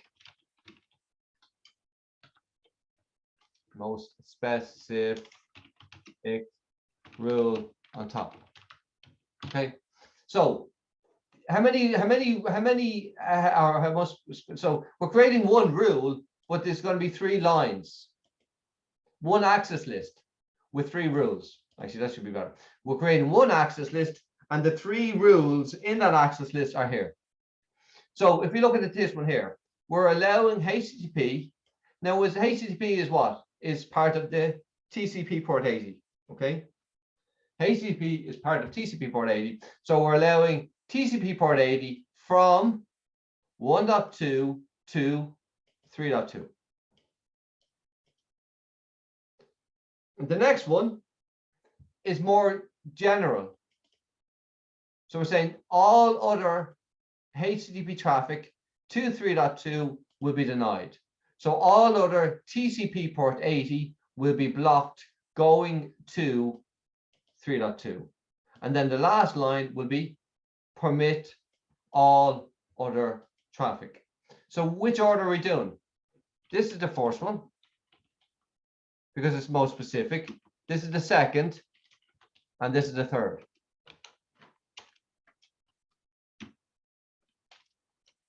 If you do it in the wrong order, your access list will be broken. It's not going to work. That's why you should always do the most specific rule on top. And again, I'm going to say this again.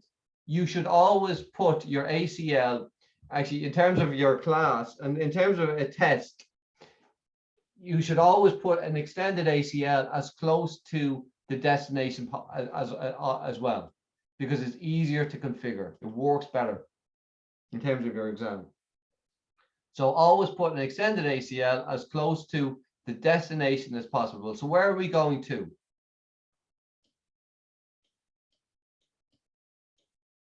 We're going to 3.2. So this is our destination here.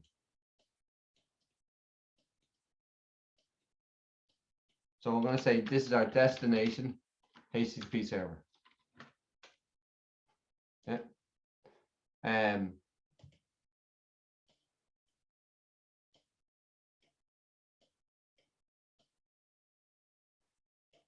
Maybe just bring all of this over here.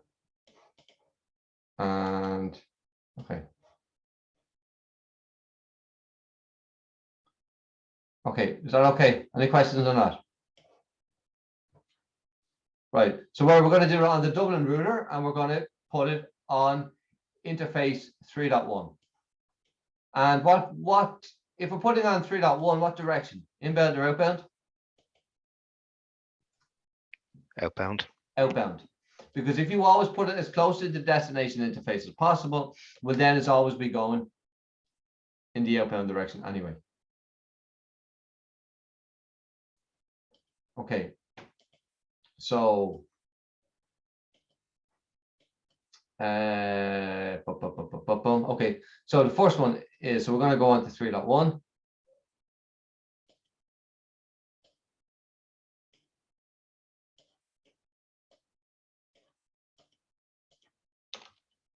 And let's get this open up here.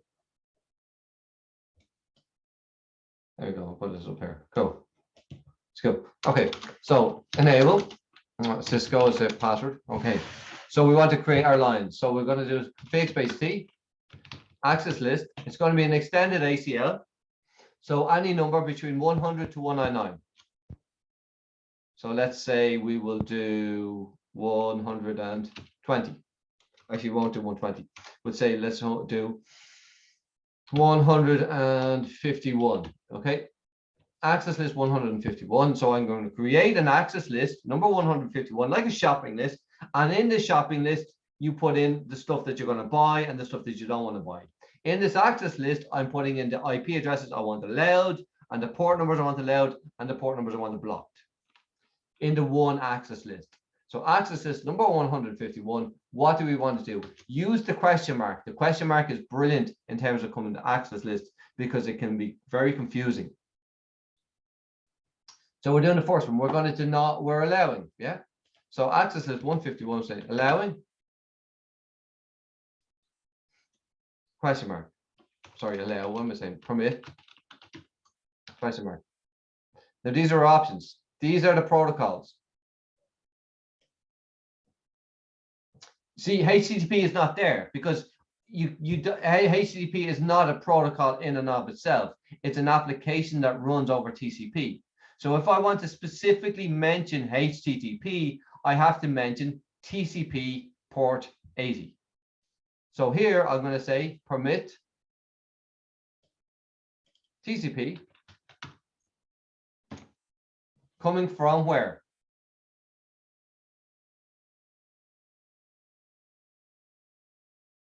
Source is going to be. So now because we're using extended, so like let me just go back here a second, right? If I only spent, if I deleted this and I said 51, look what it gives me. Permit. All I can do is put in the address.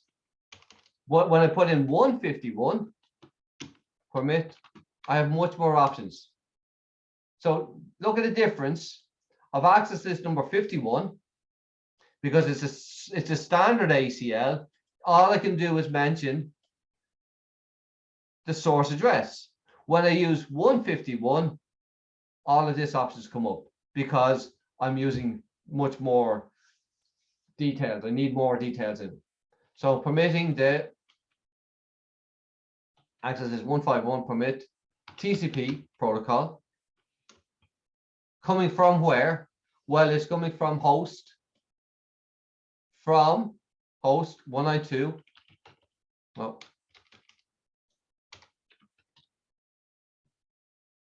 what happened there?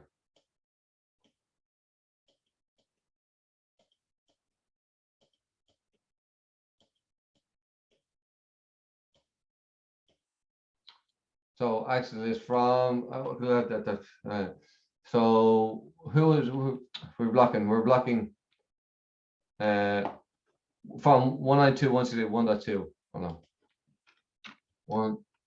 192.168.1.2. Yeah. Okay. So allow HTTP access from 192.168.1.2 to 192.168.3.2. So access TCP. So we're saying host 192.168.1.2. So host means one IP. Space, question mark. So it's looking for the destination address, which is host 192.168.3.2. So we're saying host 192.168.3.2. So I've only mentioned TCP protocol. I haven't mentioned the actual port number. So I need to specify equal 80. So there's the first line. Access list. I want to create an access list number 151. And the first line in that access list is going to be allow TCP traffic from host 192.168.1.2 to host 192.168.3.2.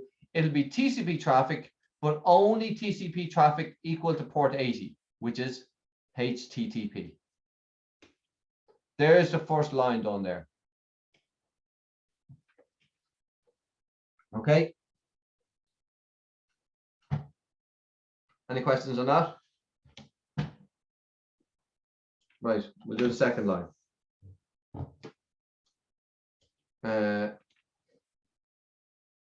Access list 151. Deny, so no one else will be allowed access 3.2 over HTTP. So what we're saying, deny. Again, question mark. Again, it's saying deny all other HTTP access. So we're going to say deny. HTTP isn't there. So we have to use TCP. TCP.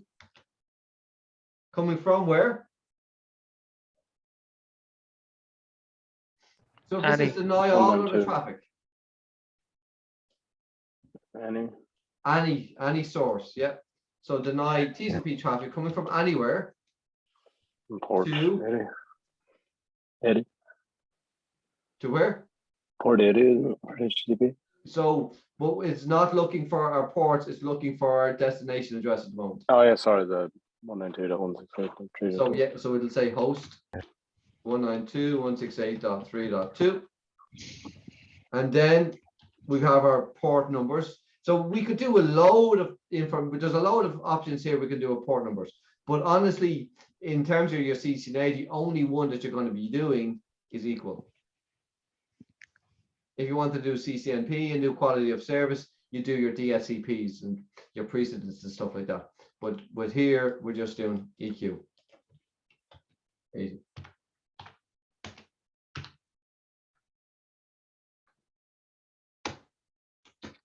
So there's our second line. We're saying access list 151, deny the TCP traffic coming from anywhere to host 192.168.3.2 over port 80. Okay. And then the last one is permit everything else. So you're saying access list. Now, you don't use permit all other traffic, or you don't say permit everything else. You're just saying permit everything. Because everything else the router will understand it's going to be everything else because the line is number 3. So when it gets down to line number 3, it says number 3 is going to say permit everything. Because anything that is not matched in line number 1 and line number 2 will be allowed as per line number 3. Okay, so what are we doing? Access list 151. Deny, permit, or remark. Excuse me, it's a little bit chesty. Then permit. Now,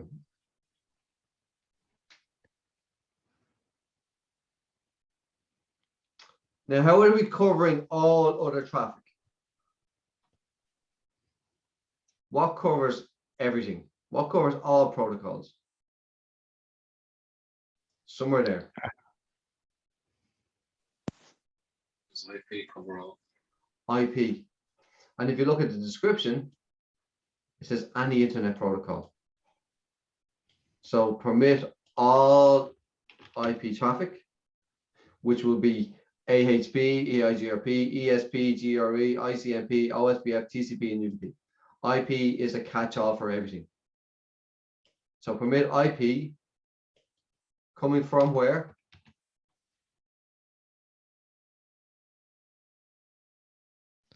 Any? Any. Any. Yeah, is that it? Permit IP any? No, incomplete. Because we've only specified the source. We need to specify the destination. IP any space. And that is the only way of doing a permit all other traffic. So all other traffic, there is another way. I'm not even going to go near it. You're using reverse wildcard masks and stuff like that. But here, if you want to permit all other traffic, you'll always just say permit IP any space any. Actually, 151 permit the IP protocol, which covers everything coming from any source to any destination. So any protocol, any source, any destination will be allowed.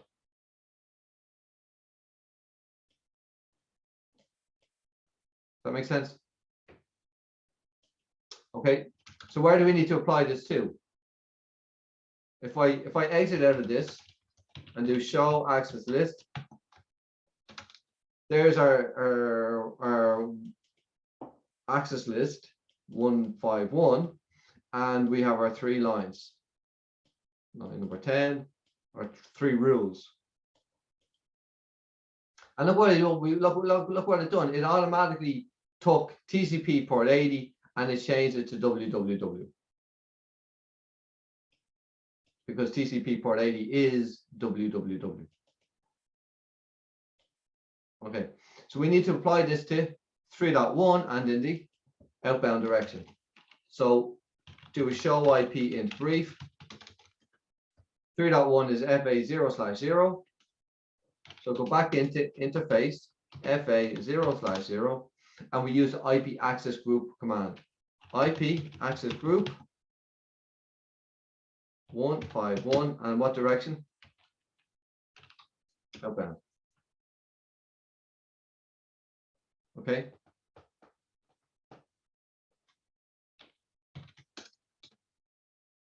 Now we do show access list. There's the statements. Let's check it out. And what I'm going to do is I'll just take this, copy this, and put it here.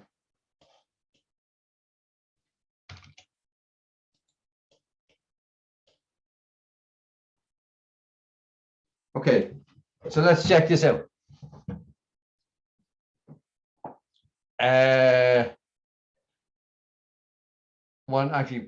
Before I do that, what I'm going to do is I'm going to remove that access list from FA. I want to just show you some interface FA0/0, no IP access group 151 outbound. I just removed it there because I want to show you before and after. So before so I've created the access list, but we haven't applied it to the interface yet. Okay.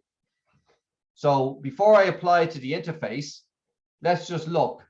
So 1.2 should be allowed access this server over HTTP. So if I go in here, go into desktops, go into web browser, and I should be able to go 192.168.3.2, and we should be able, yeah, there we go. I'm getting a page. That tells me that this server is accepting connections coming through on TCP port 80. Okay, that's good. So PC1, is PC1 going to be able to access? Well, everything is, because we haven't created our access list yet. Well, we have created it, but we haven't applied it yet. 192.168. Oh, sorry, what again? 192.168.3.2. Yeah. Okay. So everything, all traffic is working as normal. So config space T int FA0/0 IP access group 151 outbound. Now it's going to start filtering traffic.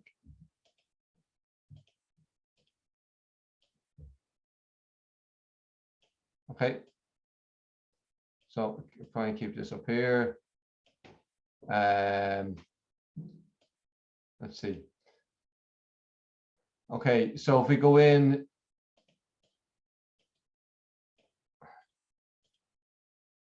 okay, let's have a look. So will our email, will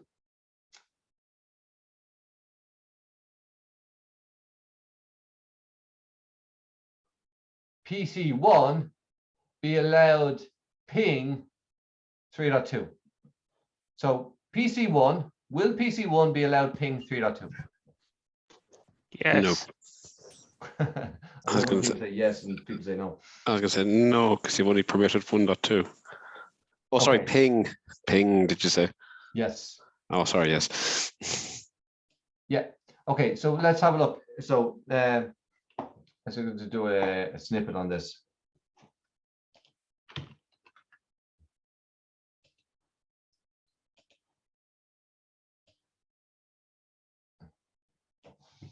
Okay, cool. So let's have a look. So ping. So let's have a look at the packet. So it'll be source IP address be 1.3. Destination IP address will be 3.2, and the protocol will be ICMP. So now we set this rule here on 3.1, and it's going to be blocking traffic going outbound. So this rule here is here. Okay. So this is going to go across unfiltered because we haven't anything on. But I should have sent this at the very start. When it comes to access lists, there's no filtering on routers. Routers will not filter traffic unless you start creating access lists.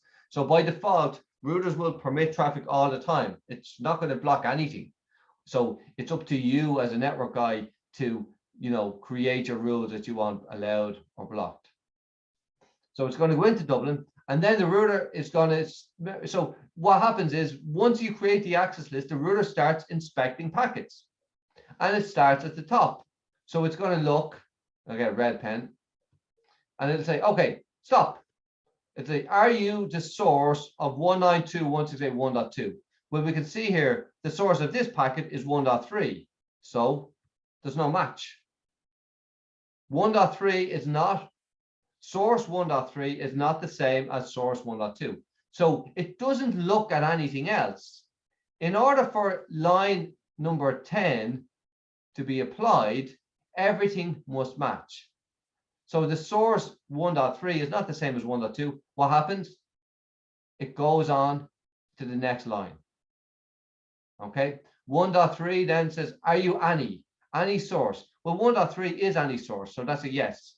Okay, that's a tick. Are you going to 3.2? Yes, you're going to 3.2. So any source going, this is looking good. Are you ICMP? Because the protocol is ICMP. Oh no, because this is TCP port 80. So there's no match there. That's an X. Okay, so even though we had any source going to 3.2, which was 2 ticks, there was no match on the TCP port 80. So what happens? It goes on to the next line. Are you any source? 1.3 is any source, yes. Are you any destination? Yes. Are you ICMP as part of the IP protocol? Yes. Match, match, and match. If and then statements. If you are any source going to any destination and part of the IP protocol, then you will be permitted. So ICMP traffic, ping traffic from 1.3 to 3.2 will be allowed as per this line here. Clear as mud. All good, yeah. Good, good. It just takes a little bit of kind of getting used to it. But the important part is that everything must match on that line for the action, which is the action is permit or deny to be executed. If one of the options here doesn't match, well, what happens? It goes on to the next line. If the next line doesn't match, it goes on to the next line. Now here, line 30 will match everything because you can't, there's nothing that doesn't fall under the bracket of permit IP any. But if line 30 wasn't there, well then your invisible implicit deny rule will kick in. Okay, so to go back here, I can run a ping from 1.3 to 3.2 and you should see 4 matches for underneath number 30. So let's see here. Ping, pong, ping, 192.168.3.2. 1, 2, 3, 4. Go in here, do show access list, and you got 4 matches. Yeah. Okay. What about this?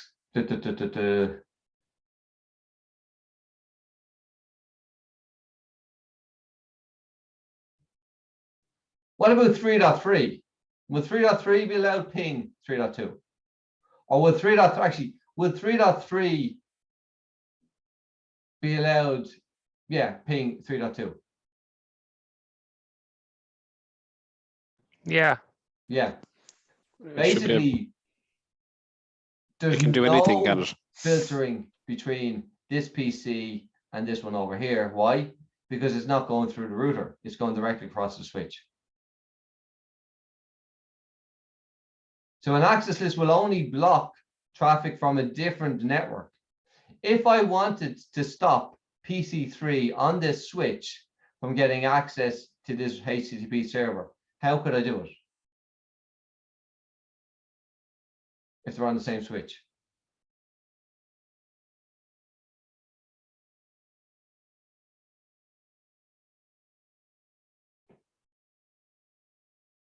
I would have to create VLANs, because VLANs put them in different networks, and then create router on a stick, and then put the access list on 3.1, which would be, so basically router on a stick would be your sub interfaces, and then it would have to create an access list that way. So that's where it gets complex.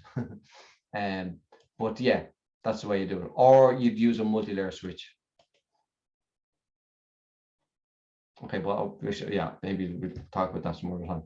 I just want to get through the whole aspect of extended ACLs. So in this case, again, if we go back, let's go back to the snippet there. Where is it?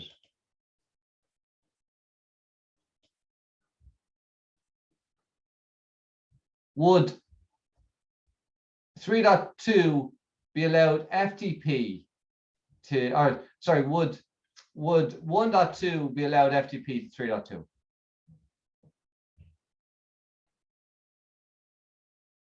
So this server here would be allowed FTP across to here. Yes. Yeah. So that would be covered under, again, your permit IP any. Would 1.3 be allowed HTTP to 3.2?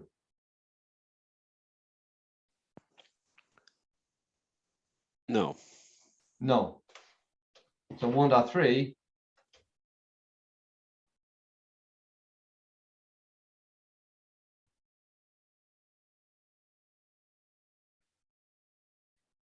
so the source is 1.3, the destination is 3.2, and your TCP port 80. Yeah. So what will happen is this is going to go across and hits 3.1. 3.1, the router here will say, stop, what's your source IP address? So the source IP address is 1.3, so there's no match on the first line. Yeah. 1.3 is not the same as 1.2. So it goes on to the second line.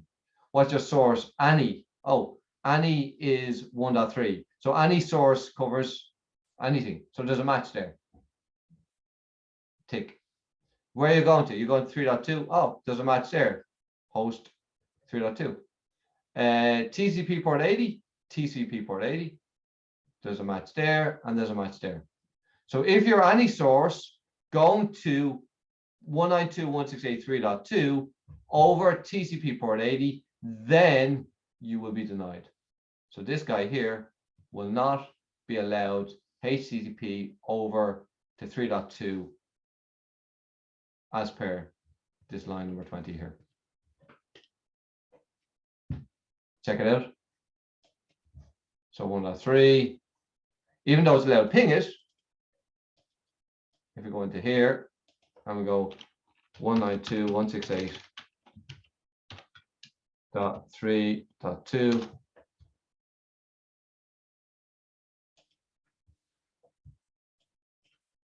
and there's not. Just time it out.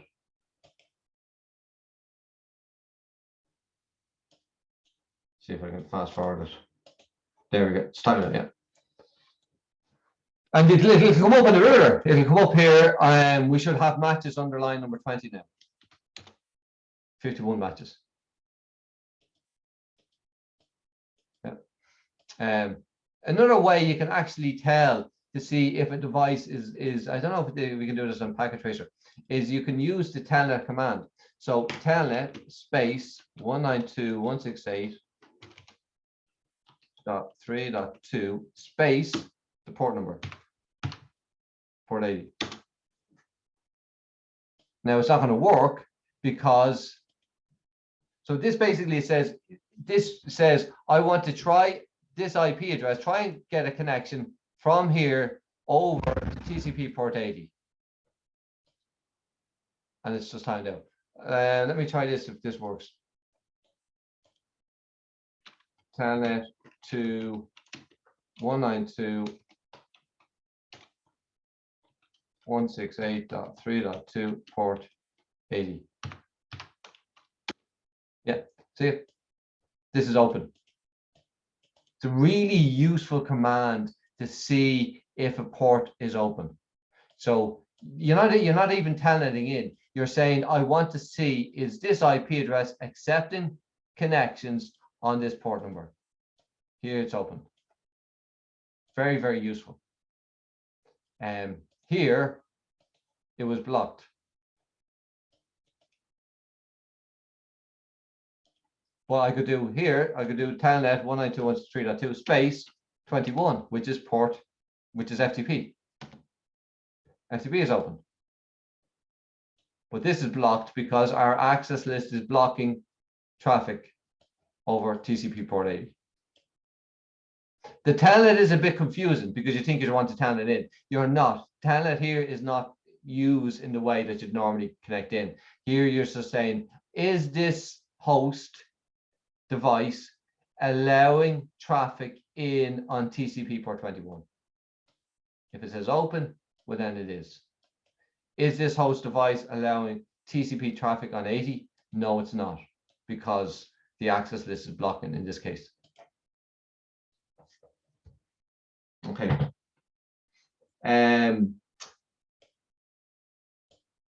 Tomorrow we're going to be, I'll give you, if you can, go back over that tomorrow or tonight or tomorrow morning.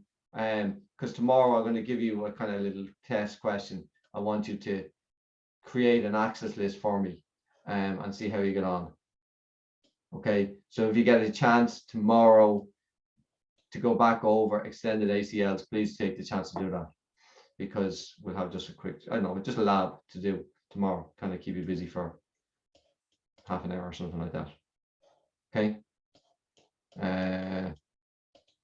Any questions on that there, guys? I know there's a lot of stuff there going on with access lists.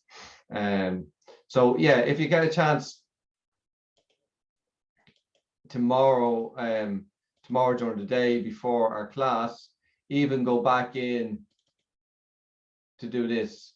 You could create a standard ACL, there's homework here, standard ACL to prevent, so use that lab there and create a standard ACL to prevent PC1 from accessing the HTTP server in Dublin 192.163.2.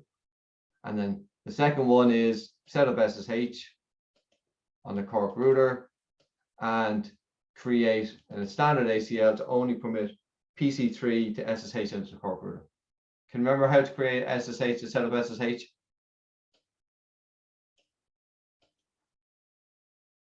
There's a tutorial. What's that? We'll figure it out. Figure it out. Yeah, that's it. Go back over the notes. Go back. It's there. It'll be in. I think it's in day. I don't know what day it's in, but it's there somewhere. All right. Yeah, I think I've run out of things to say about access lists. Is there any questions there? DHCP or? Nope. Yeah, Tony. There, I don't think there is. I don't think there is. You know, a lot of questions on it, but it's something that you should. I think access lists are really important, because if you're given a firewall to configure, then you'll really understand. You know, if you can configure access lists, then a firewall will be no problem, because essentially it's using the same technology. It's the same process. You got your source IP, your destination IP, your port numbers, and you got your implicit denial rules at the bottom as well. But firewalls are easier because they're GUI based. These are command lines. Cool. So actually, just one thing I want to say, you go to command prompt. I can type pconfig /renew, and this will renew my IP address. And I hope it doesn't kick me off because everyone. Now, if I said IP configs / release, my Zoom would be probably thrown off. So I do renew and then IP configs / all. What'll happen is I've just renewed my IP address for another 2 hours because I've renewed it on 2157. Now it